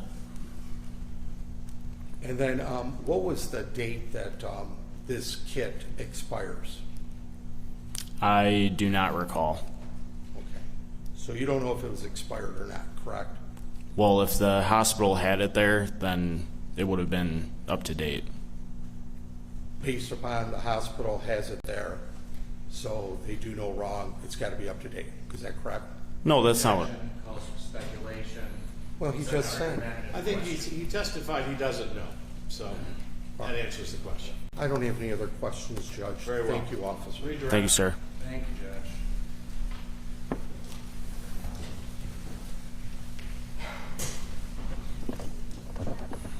So, Deputy, I'm going to show you this form. This is just another FSD 93, like the one you packed into the kit. Is that identical to the same type of form? Yes, this is the exact same form. Okay. So that's a carbon pack, but it's also a two-sided form. Is that right? Correct. So on the front is information you fill out. What's on the back? So the back is the form instructions for the FSD 093, which is this form. Okay. And toward the middle of the page, it says guidelines. Yes. And it says guide.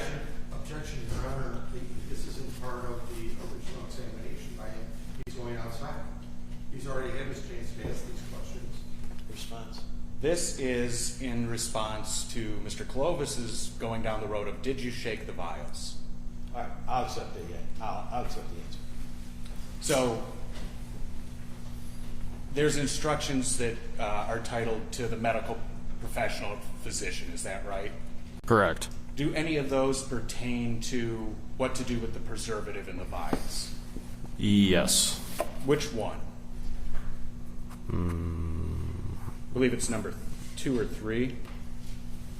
So 2 is draw 2 tubes of venous blood from subject in presence of a law enforcement officer and tell the subject in the officer's presence that no alcohol was used in sterilizing the skin surface, needle, or syringe.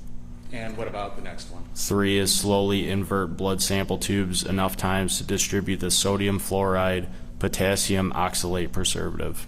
And that's the instructions for that on the state form, is that right? Correct. Yes. So it's not shake the tube 3 times, or you're ordered to shake the tube, or there's any statute that requires you to do that, right? No. I'm sorry, into the mic. I'm really sorry. The mic is no, there's not. Okay.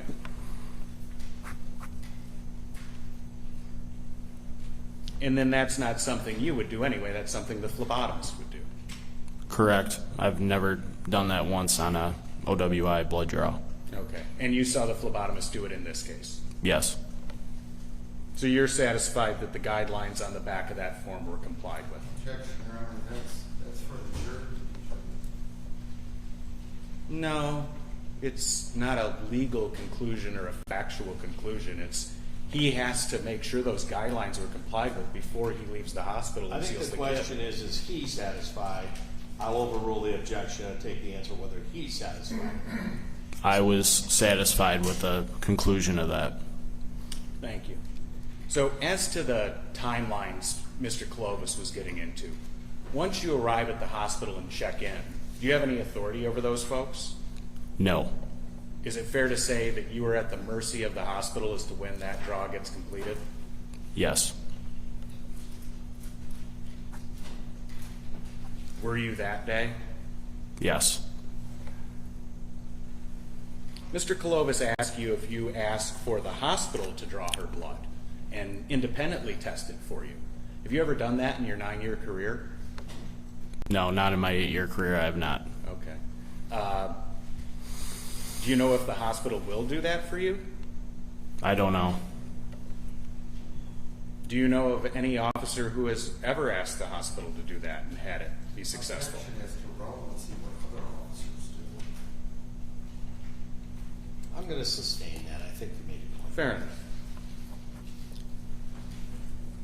As to your body camera deputy, throughout the course of the day, you muted and unmuted this, I think you testified to. Is that right? Yes.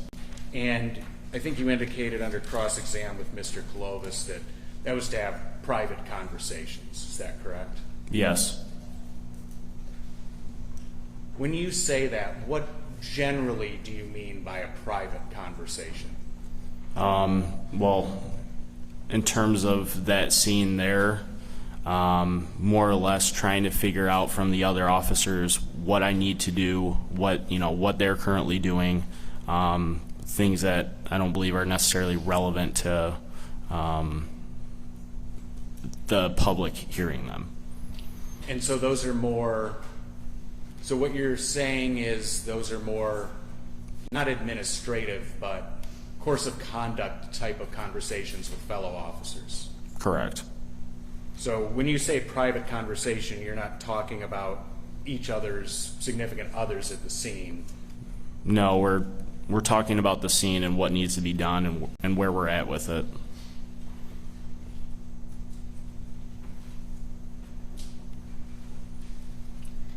Mr. Clovis asked you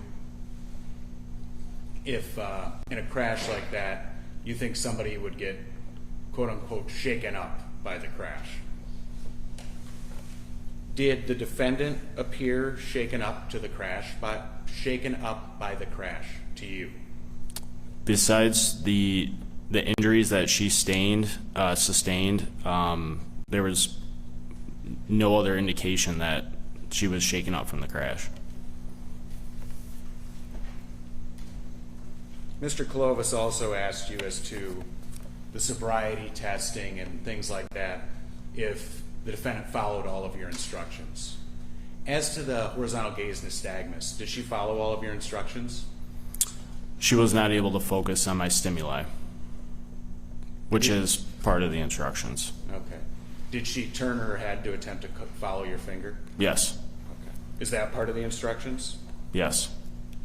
Did she follow that part? No. Okay. No further redirect, Judge. Thank you. Recross.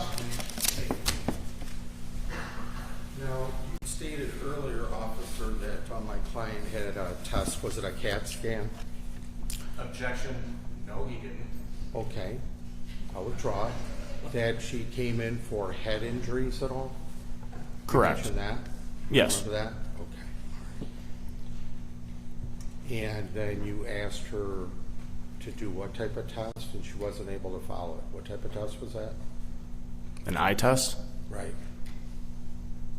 And she wasn't able to totally focus clearly after the accident, correct? She was Did not. that test?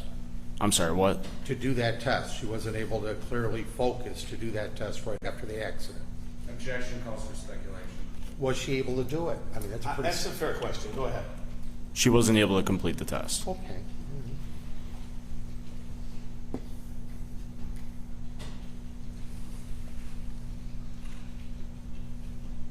I don't have any other questions. All right. All right. May this witness People are speak? satisfied, he can step down. We ask that his subpoena is still active, that Okay. he's called for rebuttal. All right, which means you cannot stay in the court. You're all set. Thank you, sir. You may be seated. Welcome back, ladies and gentlemen.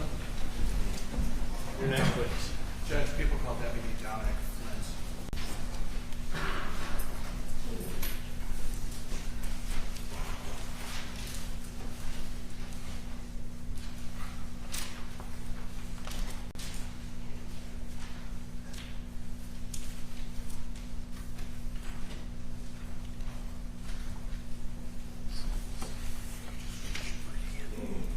Do you solemnly swear or affirm that the testimony you're about to give in this matter before the court shall be the truth, the whole truth, and nothing but the truth, so help you God? I do. Certainly.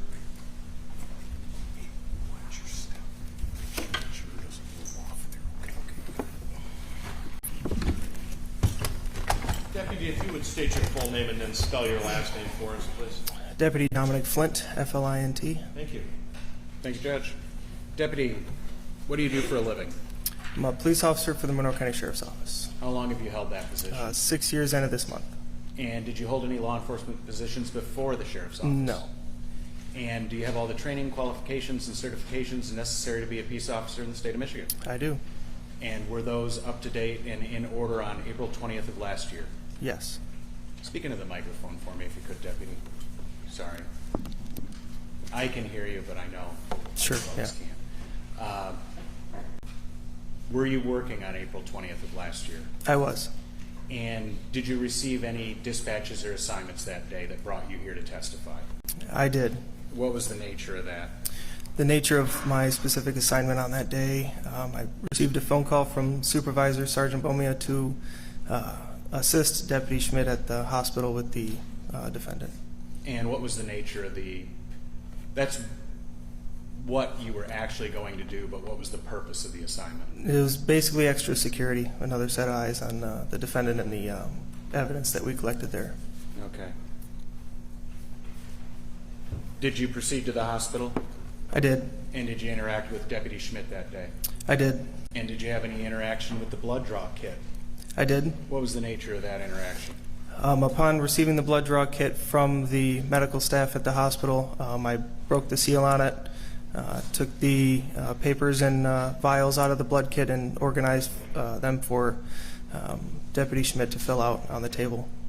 Deputy, in your 6 years as a sheriff, have you ever dealt with a blood draw kit before? I have. About how many times? Close to 30. And was there anything different about this kit than any of the kits you've dealt with in the past? No. Did it appear in order? Yes.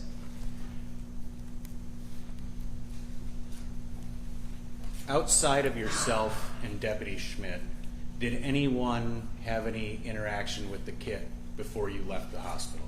No. And did you stay for the full time at the hospital up until the blood draw?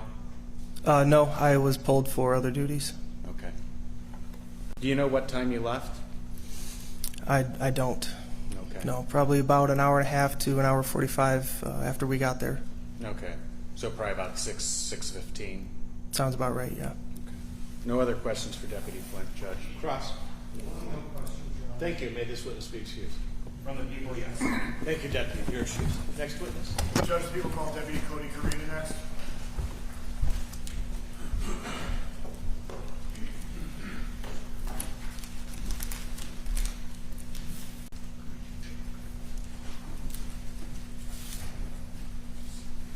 Do you solemnly swear or affirm that the testimony you're about to give in this matter before the court shall be the truth, the whole truth, and nothing but the truth, so help you God? I do.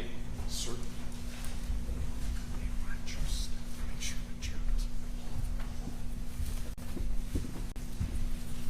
Deputy, if you would state your name and then spell your last name for us, please.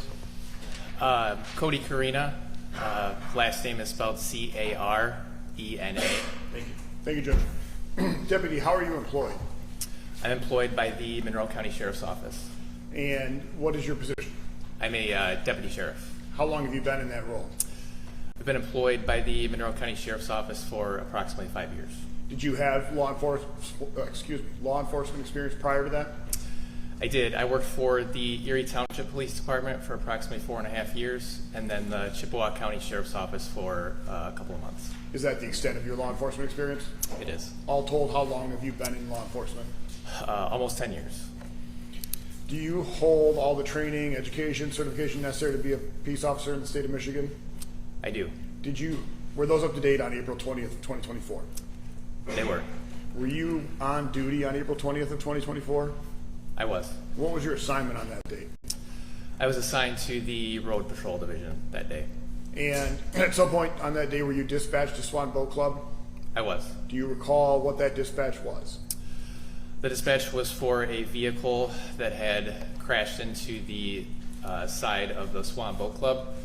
While I was en route there, we were notified that at least one child was deceased. And what did you observe when you arrived at the Swan Boat Club? It was very chaotic. Multiple law enforcement agencies were there, multiple fire departments. Life Flight was trying to land. Law enforcement was trying to corral, witnesses and victims together. It was just very chaotic. Did you inside the boat club? Eventually I did. How did you enter into the boat club? I entered through the hole that was on the side of the boat club. That is the hole that the vehicle created? That's correct. And what did you observe when you went inside the boat club? Tables and chairs were kind of thrown about. The bar area looked like it was damaged, and there was also a vehicle against one of the walls. How did you come to interact with the defendant? I was tasked with going to interview her. What did you do at this point?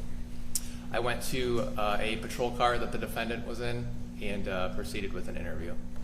And so you spoke to defendant? I did. Did you observe any signs of intoxication? I observed the odor of intoxicants coming from the back of the vehicle, the back of the patrol car, and I also observed that the defendant had bloodshot eyes. And so what did you do next? I interviewed the defendant. Are you issued a body-worn camera? I am. And was it functional, operational on that day? It was. Did you have an opportunity to review that footage, Deputy? I did. And is it a fair and accurate depiction of what you saw on that day? It is. And the video that we are going to proffer for the jury, it has been edited? It has. Was that to remove anything that's inadmissible at court today? That's correct. To your knowledge, was that edited about 70 seconds or so? Yes. And you didn't turn your camera off during that time, correct? My camera was not turned off during that time. So your camera was active, it was simply deleted for today's footage? That's correct. Okay. Judge, at this point, I'm going to move to admit and proffer to the jury Exhibit 7. Just ask the unit doing payments to wait until he identifies. Just go ahead and show it. Is there any handcuffs? I gotta review this, okay? You have the right to remain silent. Anything you say can and will be used against you in a court of law. You have the right to talk to a lawyer and have him or her present while you're being questioned. If you cannot afford to hire a lawyer, well, we appointed to represent you for any question if you wish. You can decide at any time to exercise his rights and not answer any questions or make any statements. Do you understand what I just read to you? Yes. Okay. Do you wish to speak to me? Pardon? Do you wish to speak to me? Or do you want to? No, I'm good. Like, do you want to talk or no? I'm just hoping no one was hurt. Yeah, sure. So can I talk to you? Yes. Okay, perfect. Run through the medications that you told me about again. Gabapentin, I have a whole list of medications. I don't have them on me right now. Do you list the medications in your car? No. Okay. Okay, so what happened today? Where were we at today? I went to lunch with some friends. Okay, about what time was that? Noonish. Okay, so around when you went to lunch, you remember what you ate? Yeah, I had some chili and a fish sandwich. A fish sandwich? Okay. Where was that at? At Furnace. At Bernez. What did you drink there? Did you drink water, pop? Anything? I had a glass of wine. Just one glass of wine? Yeah. Okay. Okay, so you had one glass of wine at Bernez. After that, what happens? You leave at noon, where do you go? Came home. Okay. I just live right down the street. Okay. What's your address? 6260. 60 on Branch Out? Yeah. Okay. So you get home, what do you do when you get home? I just came home and just kind of chilled out and was waiting for my husband to get up and take a nap. Okay. Did you drink anything else there? Did you No, I didn't even get a drink down here because I never made it this far. When did you take your medication? 8 o'clock. 8 a.m.? Yeah. Okay. Other than that chili and the fish, is there did you eat anything else today? No. Okay. Okay. And then where were you driving to? Just from Furnace to here. To here? What were you coming here for? Home. Oh, so you're going from Furnace to home? Yeah. And you left Furnace at noon? Yes. Okay. But then you said you went home first? I'm home here. Oh, okay. So you were trying to go from Furnace to home? Yes. How long were you at Furnace then? Maybe an hour, not even that long. Okay. So you made no stops between Furnace and here? No. And when did you go to Furnace again? About noon. About noon. Okay. Okay. Okay.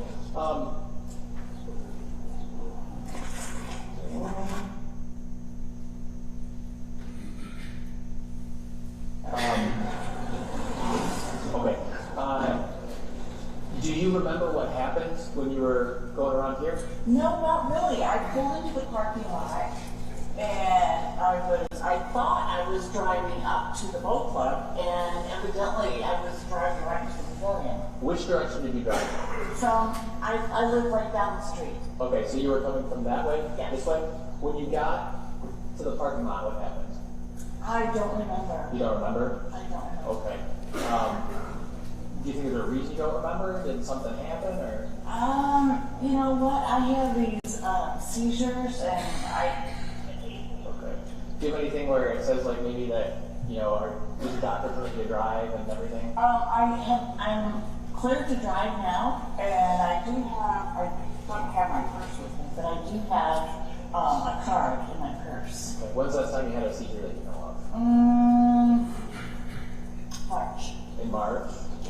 Okay. So in March is the last time you remember that you had a seizure. Yes. Sorry, I'm just trying to get this. Were you hospitalized for it? Yes. You were?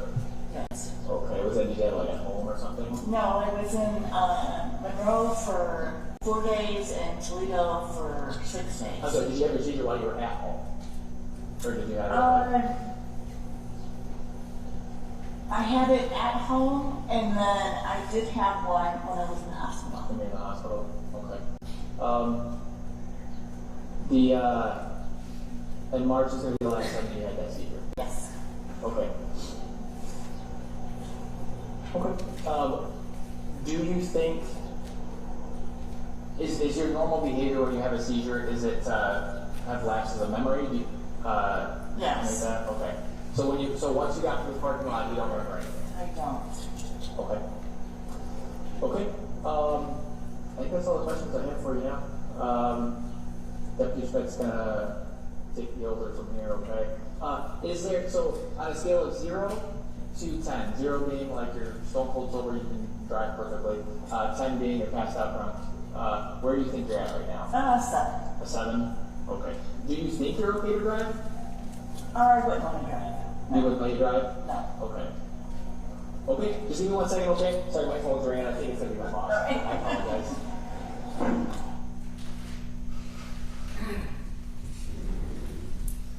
So again, move to admit people's proposed Exhibit 7. Response. I'm sorry. No objection. You're All right, I didn't think that. People 7 is admitted. Deputy, to your knowledge, is your time stamp and date stamp on that correct? It is correct. All right. I have no further questions, Judge. Thank you. Cross.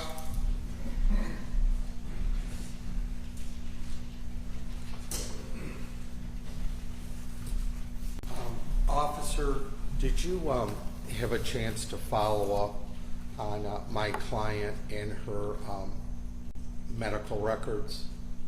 I did not. Okay. Were you aware that she had a doctor's appointment in March of 24?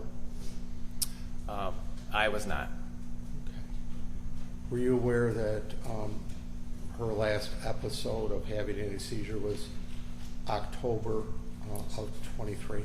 Objection, Your Honor, suits facts not in evidence. Were you aware of it? That's all I asked. He interviewed the client. Judge, if he wants to testify, he can be a witness and not an attorney. He can't do both. I'm asking him the question if he is aware of You it. can ask the question. All right, sir. Objection is overruled. Thank you, Judge. Can you repeat the question, please? Yes. Were you aware that my client last episode was October of 23 of having a seizure? I was not. Okay. When you were investigating, as the tape was showing, were you aware that my client had gone through the Swan Boat Club building? That she went through the Swan Boat Club building? You're investigating the accident? I was. Okay. So were you aware of that? Yes? I was. Okay. And were you aware that her vehicle went 25 feet into the building, approximately? I was.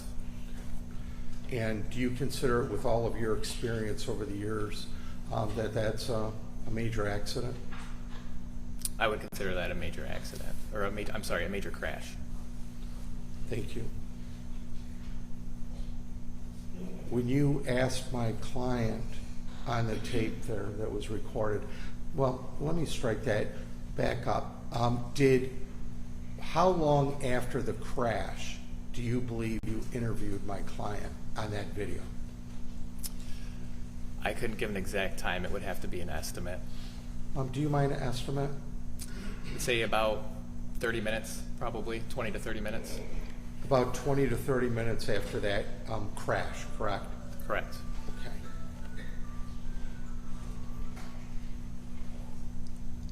That was commercial time, Judge. The sound came on. Okay. Do you agree that, like, after a major crash or collision, in your experience, if somebody's involved in going through a building and going 25 feet in, that they might not have all their faculties together as you and I sit here calmly talking, just in your experience? It can happen. Okay. And would you agree that when you ask them, are you okay to drive? Did you ask her, well, are you okay to drive because of the collision? Are you okay to drive because your vehicle's 25 feet in a building? Did you ask her any of that? I just asked her if she felt like she was okay to drive. I'm sorry, I didn't mean to cut you off. That's And we heard it. I just want to confirm it if there was any other conversation. Is that, so you agree what we heard is true? It's the only conversation you had with her about this driving, and are you okay to drive? I believe it was a follow-up question to the scale that I gave her from 0 to 10. All right. And when you said on a scale of 1 to 10, do you think you should have waited a little bit longer than 20 minutes or 30 after this major crash occurred to wait till somebody that she would have settled down, get her thought process maybe better, and then ask her questions? Do you think that might be hindsight from your collision crashes you've investigated? Would have been better to sort of wait a little bit longer than right afterwards? At the time when I was speaking to the defendant in the patrol car, she seemed like she had collected herself after the crash. And she seemed like she was sober, right? No. She seemed like she collected her thoughts. I didn't hear any slurring. Did you hear any slurring? There was no slurring of speech, but... Okay, that's my question. There were no slurring, am I correct? We all heard it. Okay. And you said that she had collected her thoughts after she just went through this building. You felt she had collected her thoughts, right? Yes. I don't have any other questions. Redirect.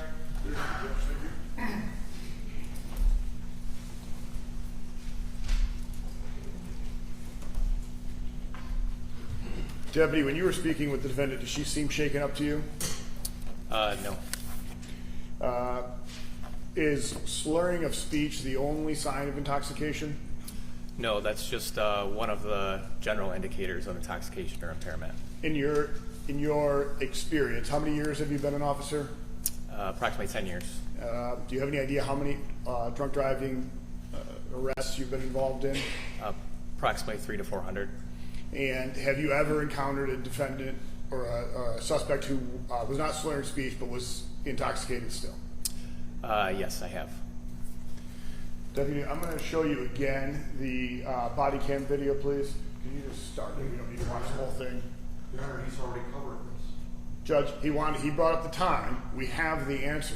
The timestamp is accurate, so we're going to clarify approximately exactly what time he talked to the defendant. If he gives me a time, Judge, I might stipulate to it. What about that? I don't know it off the top of my head, Judge. I have to look. I don't have that memorized. He's going, Your Honor.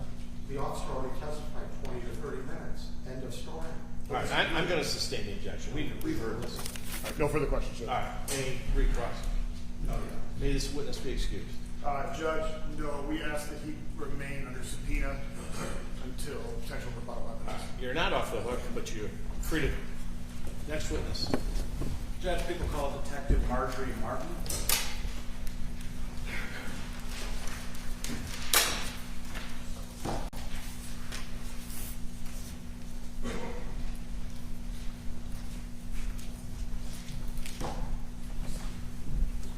Do you solemnly swear or affirm that the testimony you're about to give in this matter before the court shall be the truth, the whole truth, and nothing but the truth, so help you God? I do.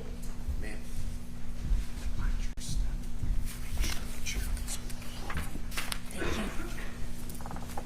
Detective, would you state your full name and spell your last name for us? Marjorie Martin, Martin. Thank you. Good morning, Detective. Good morning. Detective, what do you do for a living?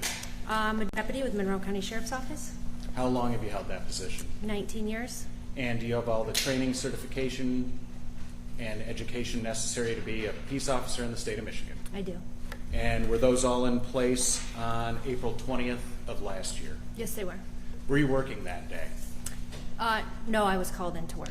Okay, why were you called into work? I am an evidence tech with the Sheriff's Department, and I'm in charge of the evidence and property room. And where were you called into specifically? The Swan Boat Club.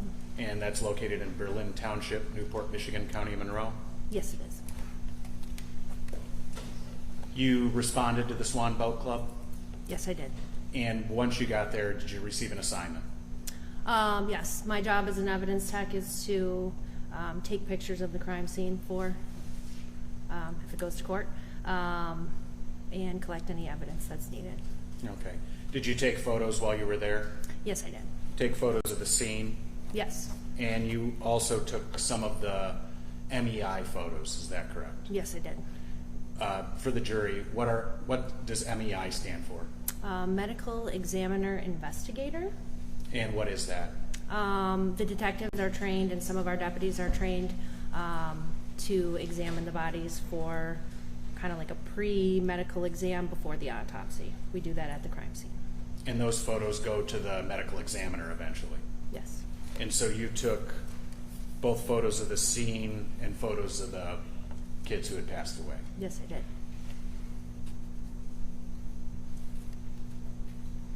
And you've had an opportunity since to review those photos? Yes. And they're a fair and accurate depiction of what you saw at the scene that day? Yes.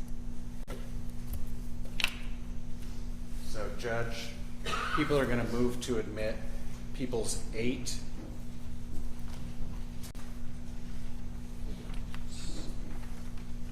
That's 8A to 8 quadruple N. That's 8 N. Photos taken by Deputy Martin at the scene of the Swan Boat crash. People would note for the record that although she did take MEI photos, we are not submitting those to the jury.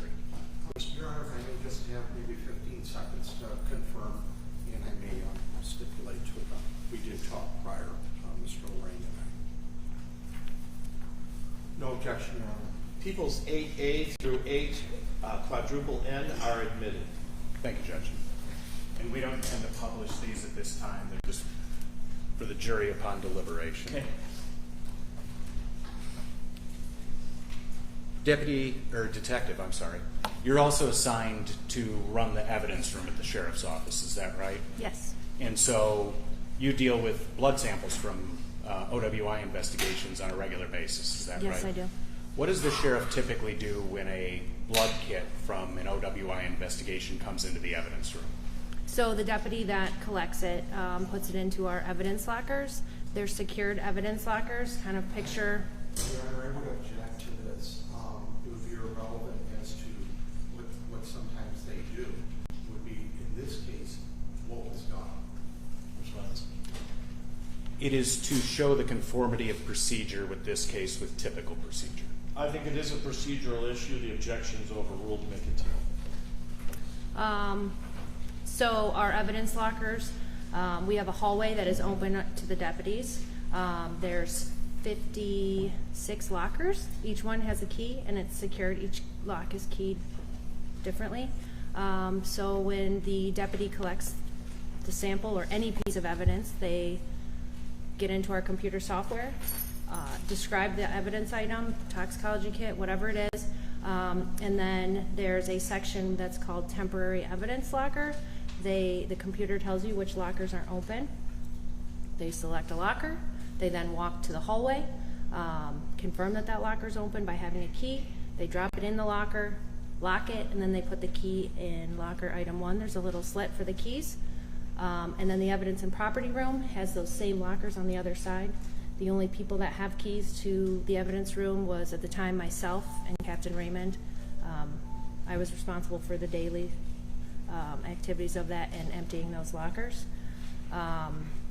So every day I'd come in, I would collect the keys, and I would also check my computer system, which would tell you where the items are.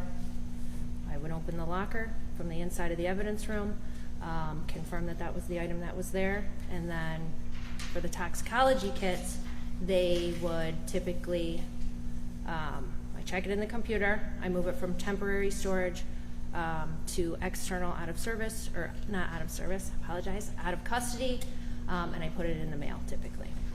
And the U.S. mail delivers it to the lab. Is that what, so are you familiar with the toxicology kit from this case? Yes. And up till what you've described, were all those procedures followed to the best of your knowledge? Yes, they were. But did you place that toxicology kit in the mail? So this one did not go into the mail. What did you do with this kit? Deputy Krieger came to me and said that he was going to personally drive it to the lab in Lansing. Okay. Does the Monroe County Sheriff's Office refrigerate toxicology kits that come in? No, we do not. In your 19 years employed by the Sheriff's Office, have you ever known them to do so? No. Okay. No further questions for this witness, Judge. Cross. Do you know if the state refrigerates the toxicology of blood? Do you know if the state, once they obtain it, that they refrigerate it? I do not know what they do with it. That's fair. I didn't know if you had any experience at that level. No. Okay. I don't have any other questions. All right. May this witness be excused. From the people, yes. Yes, Your Honor. All right. Thank you. Thank you, sir. Next witness. Judge, people call Lieutenant Brian Tilly. Do you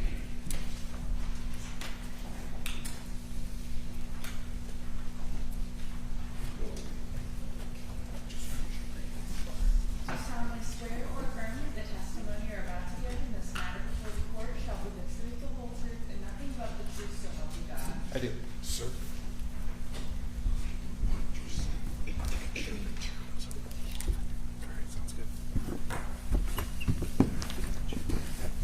Lieutenant, would you state your name and then spell your last name for the record, please? I'm Ryan Sottile, Sottile. Thank you. Thank you, Judge. Lieutenant, how are you employed?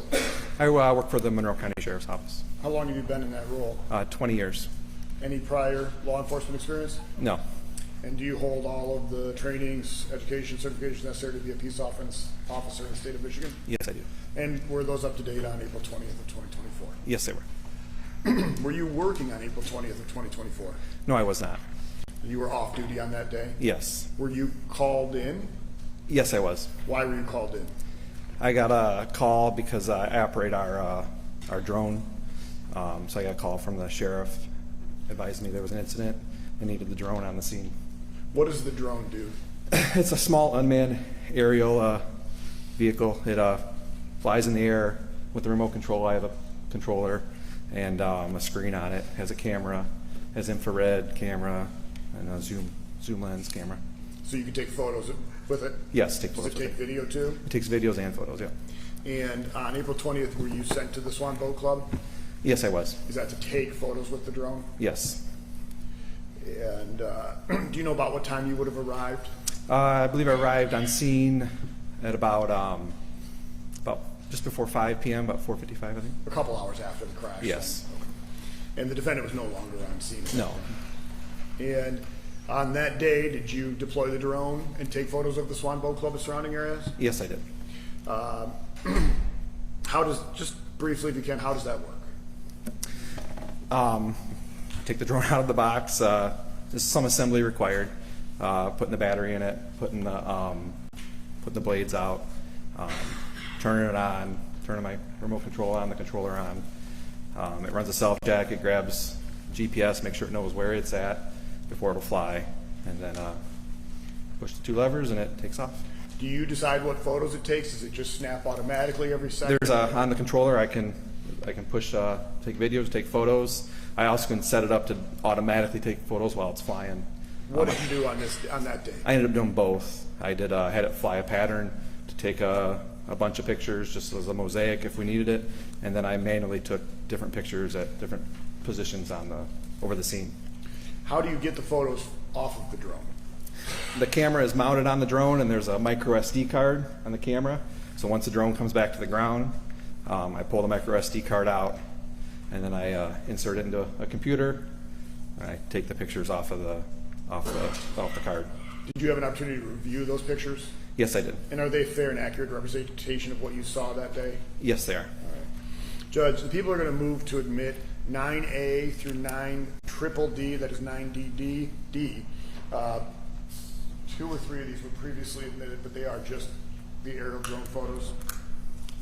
I don't make the objection. Okay. People's 9A through 9DD are admitted. DDD, Judge. DDD. Triple D. Yep, thank you. Thank you. Lieutenant, Judge, I'm also going to move to proffer 9K to the jury. Detective, this is a photo you took. I said detective, sorry. Lieutenant, this is a photo you took? Yes, it is. Okay. And if we can get the thing to work here. This is the pavilion. Is that correct? Yes, it is. Okay. Where is defendant's home located in reference to this? I'm not 100% sure. I know it was down the street. Okay. And I'm going to proffer 9HH, Judge.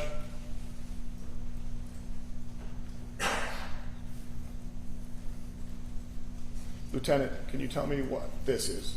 It's looks like a picture of the pavilion or where they had the party at. And there's a hole in the side of the building. The hole is where the defendant's vehicle entered? Presumably, yes. Yeah. And what are these right here? Looks like pieces from the building or pieces of clothing. Are these telephone or electric I'm sorry. poles? The white stuff. Yeah, the telephone poles. Yes. Okay. Sorry. To your about knowledge, did the defendant's car pass between those two poles? that. I believe so. Yes. And Objection, Your Honor. Where's the foundation of how he believes that happened? Judge, I asked him if he had knowledge of it. I asked him what his knowledge was. Either he has knowledge or he doesn't. The objection is over. And I'll also proffer 9LL. And this is just a close-up of those same telephone poles. You took this photo? Yes, I did. Okay. I have no further questions of this witness. When you say are you moving to admit HH and LL? Judge, I believe they were already admitted all through that stack we just gave you. I'm just publishing to the jury, Judge. All right. Thank you. Cross? No. All right. Thank you. Thank you, Judge. Next witness. Judge, may this witness be excused? Yes. Thank you. Next, we call Detective Jeff Hooper. Do you solemnly swear or affirm that the testimony you are about to give in this matter before the court shall be the truth, the whole truth, and nothing but the truth, so help you God? I do. Just make sure. Got it. Detective, would you state your full name and spell your last name, please?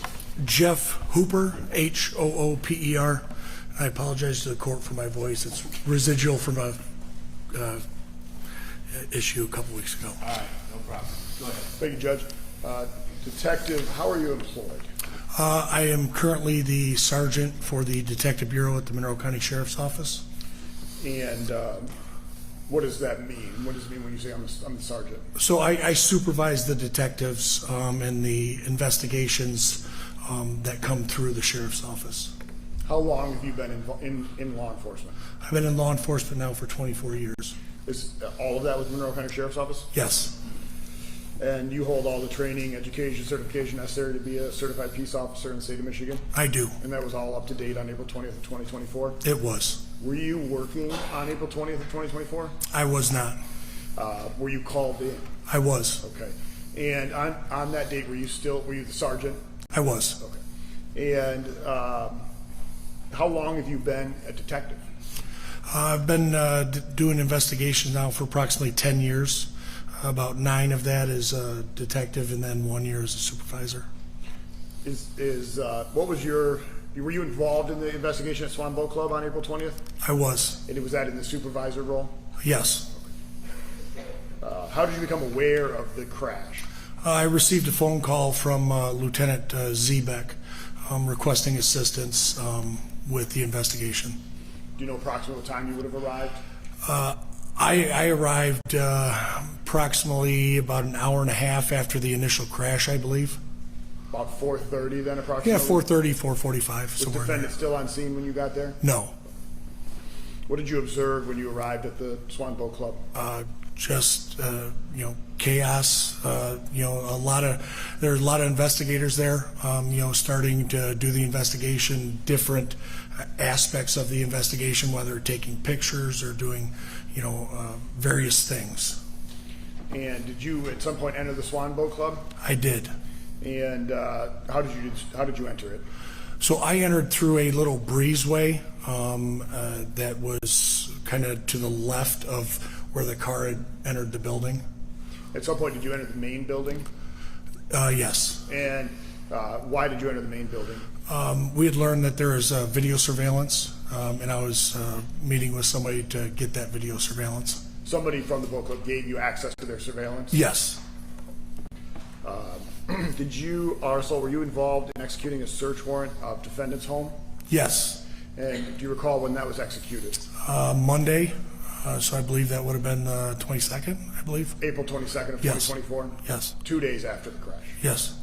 And what were you looking for in that search warrant? Specifically, a DVR with video footage of, around the defendant's house. Surveillance video from the defendant's home? Yes.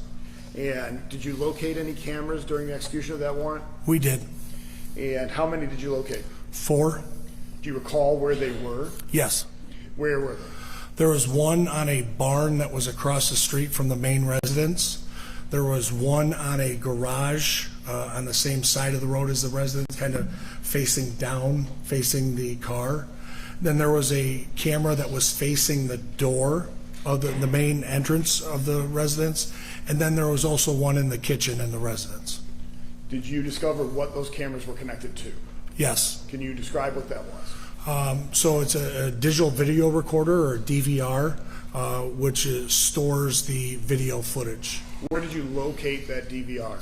It was located in an upstairs, I'd say like a utility room with various other things in it. Inside the defendant's home? Yes. Was it functional on that day? Yes.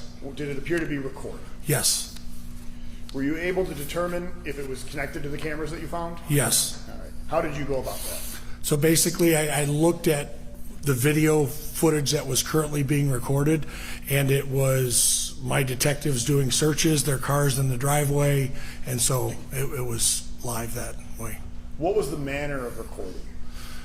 So the manner of recording, it was via Wi-Fi. It wasn't hardwired to the DVR, so it was just recording via over Wi-Fi. Do the cameras record 24 hours a day, 7 days a week? No, we later learned that the cameras were motion activated. Did the video recording have timestamp on it? It did. Were you able to check it for accuracy? Yes. How did you do that? So when you're on scene, when you're looking at a DVR playing live, what you basically do, what I do is I pull out my phone, look at the time on my phone, look at the timestamp on the video, and compare the difference. Did you find it to be accurate? No. What was different about it? So that one specifically was an hour slow. So if it was 3 o'clock in the afternoon on that DVR, it would show 2 o'clock, 2 p.m. The DVR would show 2 p.m.? Yes. Okay. The timestamp would show 2 p.m.? Yes. Okay. Do you have experience with video recording devices similar to the one you found in the defendant's home? Yes. Can you briefly or tell me your experience with that? So in doing investigations for 10 years, there's always a large surveillance aspect to investigations. And so by doing those for 10 years, I would go out to various businesses and with their permission, utilize the export functions on DVRs. And if you use, most DVRs are similar in nature to how you get the video off of it. So. Did you seize that DVR? We did. And were you able to examine it to determine if it was recording on April 20th of 2024? Yes. It wasn't? Yes, it was. Did you find video pertinent to around the time of the crash? Yes, we did.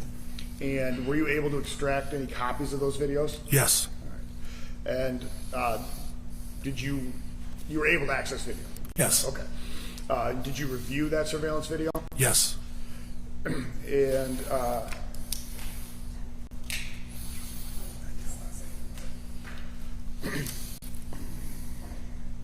is this a copy of the recordings? Yes. Not all of the recordings? Correct. Just the what's pertinent around the time of the accident? Correct. Okay. Do you know what camera this video is from, or cameras, if it's more than one? Depending on the video, I believe it's the one from across the street on the barn, if it's showing the car leaving the residence. Judge, we're going to move to admit Exhibit 11. If defense prefers, I can publish it first. Response. Your Honor, may we approach? Sure. Thank you. Where would you like us to approach? Over here.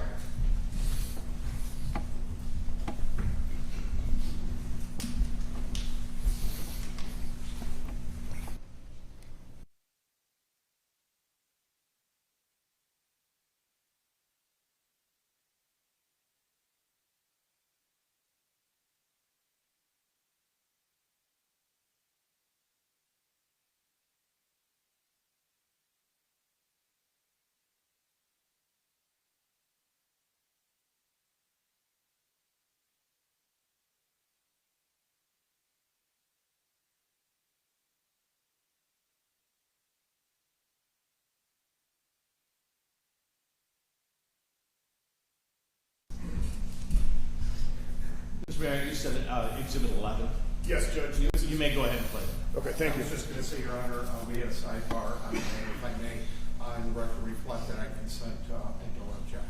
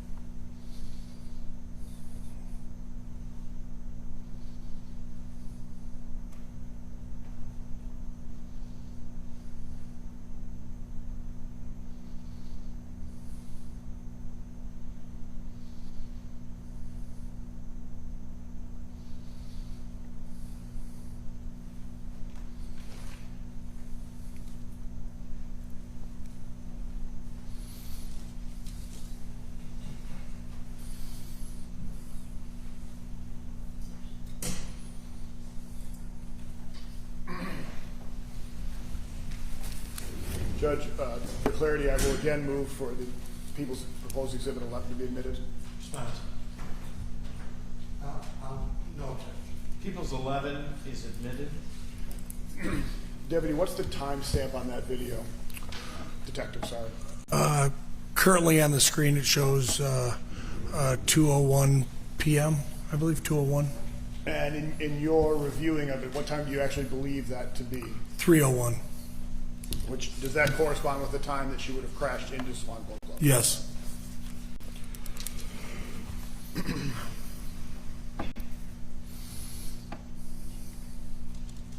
And in your role as detective in this case, do you know what time that crash occurred in at Swan Boat Club? Yes, is right around, I believe, is 3 o'clock in like 50-some seconds, somewhere right around there. And in your investigation, did you discover any other crashes that the defendant was involved in on April 20th? Yes. What did you discover? So through this video, we learned that the defendant had crashed, excuse me, into her neighbor's truck with enough force to push it back over a fence. Do you know approximately how far she pushed that truck? I didn't measure it. I would guesstimate 20 feet. Is that the truck you can barely see the corner of in the video? Yes, okay. And then also off screen there was a little pine tree that just to the right, if it would have been in front of the truck on the side of the road, that she also crashed into. I know it's off screen, but are you saying it would have been over here off screen? Yes. Or on this side of the street over here? Across the street. Right here? On Yes. this side of the street where this driveway is? Yes. Okay. So she crashed into a pine tree? Yes. And then she crashed into the neighbor's truck? Yes. And then she crashed into Swan Boat Club? Yes.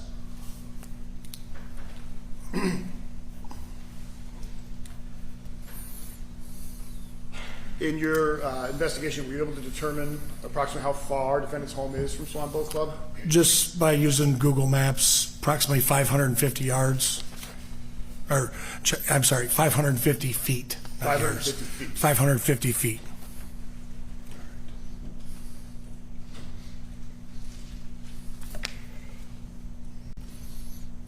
Judge, we would ask to show on the screen 9K, please.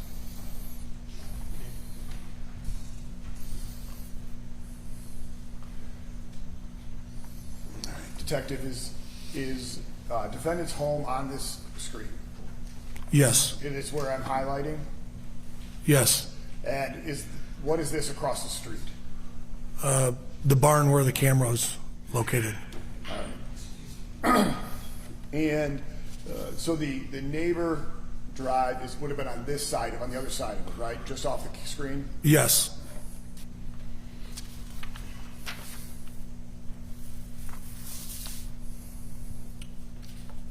Judge, I'm going to move to publish Exhibit 9, double ZZZ.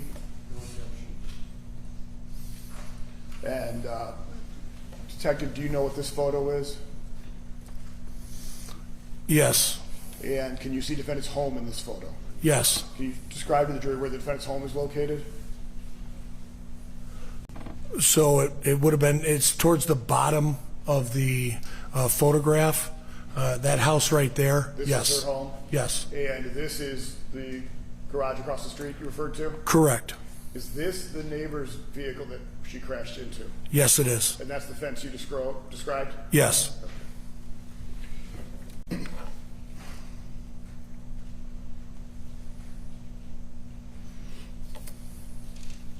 Did you, were you involved in an interview with the defendant?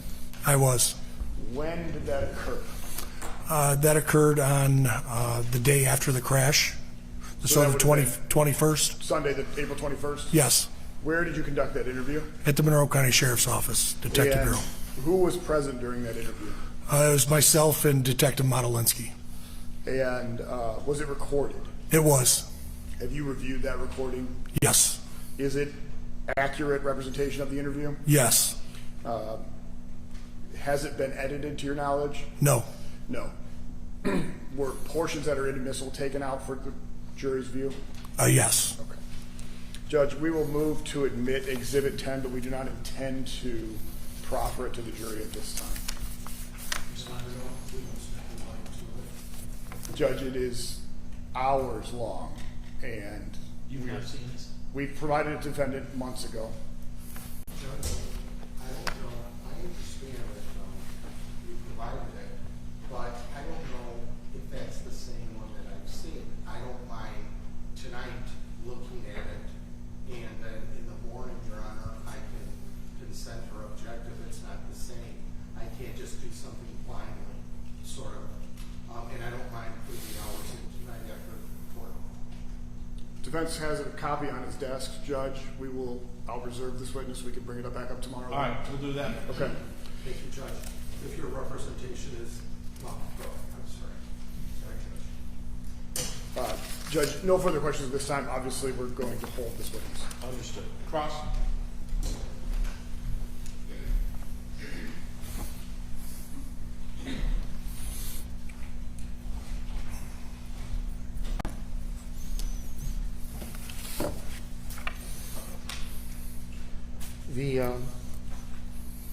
Is it Sergeant? Yes, sir. Okay, Sergeant. And you're a detective, correct? Yes. And you were a detective back on April 20th of last year? Yes. Okay. Were you the one primarily in charge of the case? No. It was a team effort on behalf of a lot of sheriff's office personnel. I just kind of coordinated that. All right, thank you. Now, you executed a search warrant at my client's home at about, would you say about 3:12 in the afternoon on April 22nd, 24? I'm not sure of the exact time. I thought it was possibly before lunch. If my memory serves me right. Records, at least the ones I've looked at, say about 3 o'clock, a little after 3. Could that be wrong? I haven't seen those records. My recollection is it was a little bit earlier than that. Okay. And are you aware of me filing my appearance with the prosecutor's office? Objection, Your Honor. How is this relevant? I'm asking him. How is it relevant? I mean, can I ask the question and then Well, we'll the find question out? is whether it's relevant or not when you filed your appearance. Well, because I was never contacted, and I want to confirm for the record of when I filed my appearance, if he can say yes or no. The objection is sustained. Next question.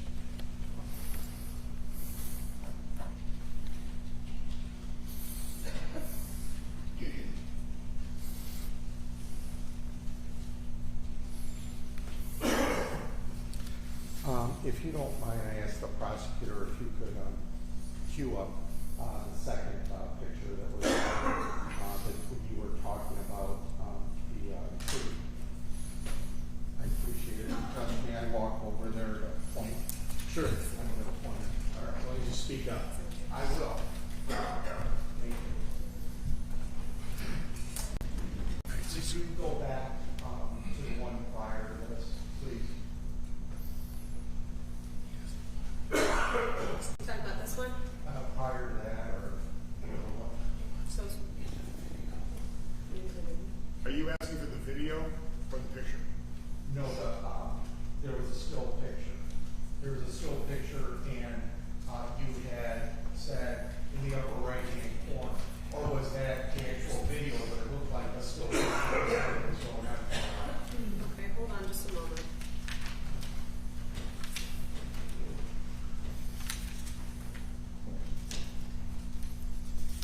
Are you referring to this? Yes, thank you very much. Officer, can you see? Yes, sir. Thank you. And I'm not so tall, but there's a tree about right here. Would you agree? Yes, there's a pine tree over there. And this video that you obtained from my client's home security camera, does the original one show that tree? In other words, this goes back, let's say on this tree, 4 inches, 5 inches. So the original one.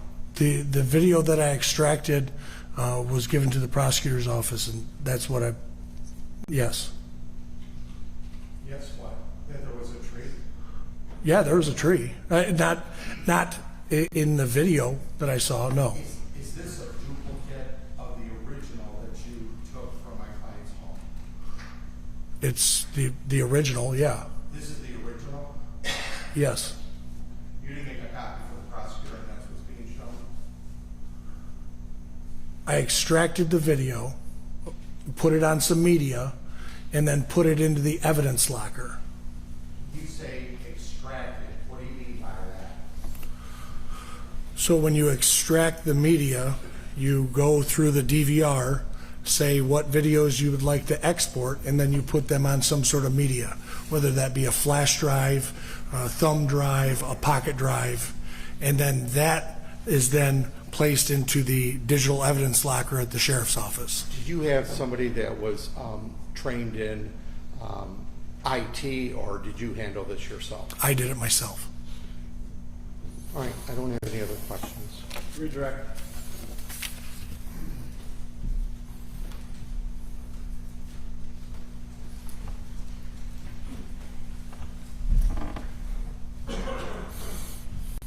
Detective, does this video appear the same as how you originally saw it? Yes, Did you make any changes or alterations to the video? I did not.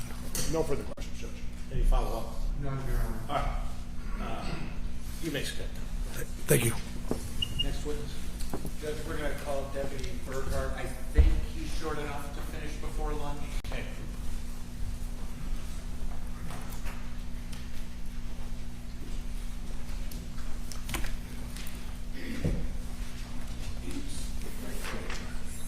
Do you solemnly swear or affirm that the testimony you are about to give in this matter before the court shall be the truth, the whole truth, and nothing but the truth so help you God? I do. Sir.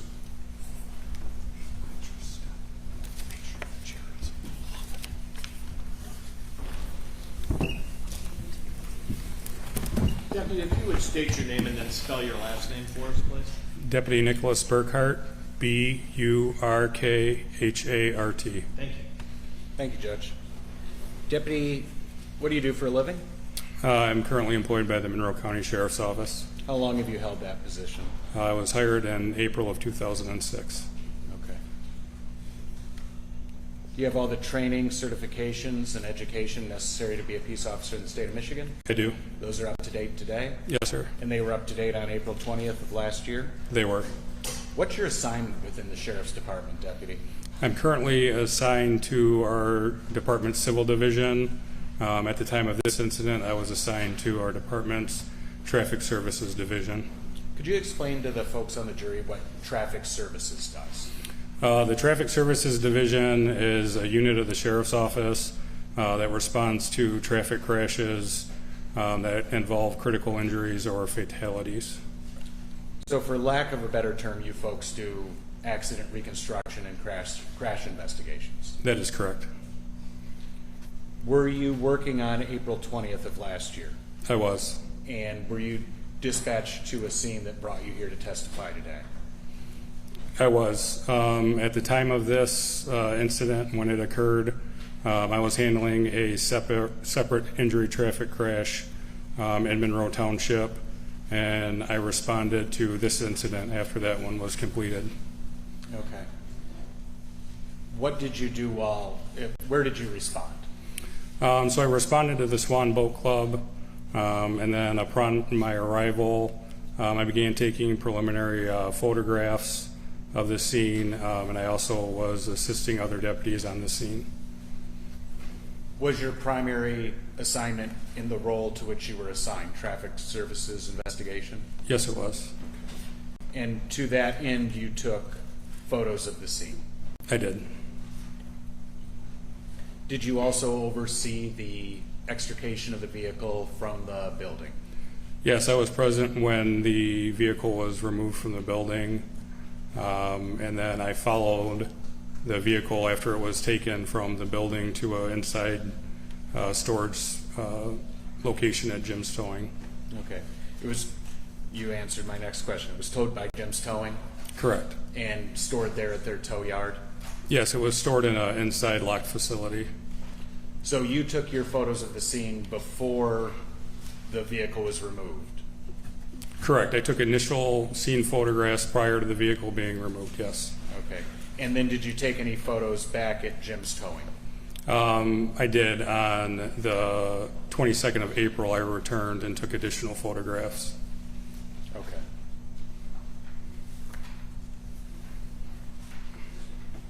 Deputy, this is what's been marked people's 13A to PP. You've seen these photographs before?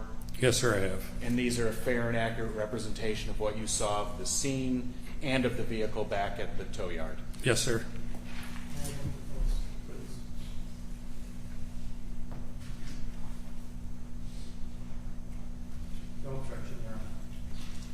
People's 13A through people's 13 PP are.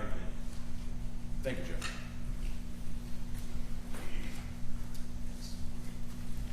And Deputy, I'd just like to view a couple of those photos with you. Could we bring up 13L?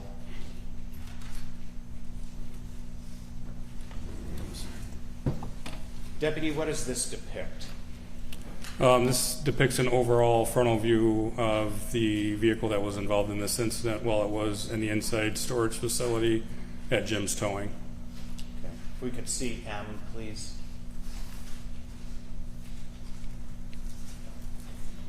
And what does this depict? This is a closer up version of the damage to the front of the vehicle. And if we could see N.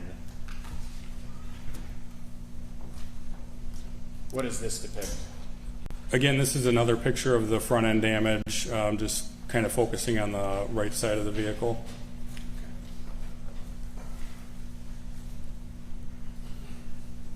So you initially went to Jim's Towing on the 20th. You returned on the 22nd to continue your investigation. Is that correct? That's correct. I followed the vehicle to assure that it was placed in a secured inside storage facility, and then I returned on the 22nd to continue the investigation. Okay. Other than taking photos, did you do anything else as it related to the vehicle? Yes, I did. What did you do? I stood by while an employee of Jim's Towing removed the vehicle's event data recorder so I could take it back to the sheriff's office as part of the investigation. What is an event data recorder? An event data recorder is a module in most motor vehicles that will monitor various diagnostic points of a vehicle. It kind of constantly overwrites itself until an event occurs that causes the data points to be locked in. Have you received any training with regard to event data recorders? I did. In August of 2021, I successfully completed the Bosch CDR technician training that was provided by the Institute of Police Technology and Management at the University of North Florida. So Bosch CDR training, what is that for the jury's understanding? So the Bosch CDR is a computer program that allows us to image the data that's been locked in a vehicle's event data recorder and use that image to produce a report that can be analyzed. Okay. So you took custody of the physical device, the physical unit from the tow truck driver? That's correct. And once you took custody of it, what did you do? Once I had possession of the EDR module, I returned to the sheriff's office and utilized the Bosch CDR software to obtain an image of the data that was stored on the EDR module itself. Have you done this sort of thing before? I have. About how many times? I would estimate a few dozen times. Okay. And this extracts information from the unit to create a report, you said? Yes, it takes an image of all of the saved information on the module and generates a report for it. Okay. Deputy, I'm going to show you what's been marked People's 14. It's a stipulated exhibit, but I'll just show it to you to identify it. Could you tell us what that is? Yes, I can. So this is a copy of the Bosch CDR report that was generated as a result of the image that I took of the data that was on the EDR module. Okay, and that's the EDR module. Well, let's back up. I never asked you this. What kind of vehicle is this? It's a Ford Edge. Okay. Do you know what model year? I do not know off the top of my head. Okay. So at this point, Judge, people would move for admission of People's 14 as a stipulated exhibit. I believe it was stipulated already. People's 14 is admitted. Thank you, Judge. So, despite how many of these you've downloaded, are you qualified to discuss the contents of the report?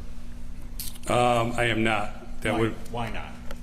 There's a separate course, which is an EDR analysis course, and I have not attended that yet. Okay. So you're qualified to procure the image, but not to analyze it and discuss it? Yes, so my qualification is for the use of the CDR imaging tool that allows us to obtain the image from the stored data. Okay. I don't have any further questions for Deputy Burkhart. Judge Cross? Deputy, I'll ask from here, keep my voice up. You didn't do any of the reading or interpretation of this whatsoever. I just want to make that clear. Am I correct? Correct. Okay. I don't have any questions. May this witness be excused. Yes. Thank you. Your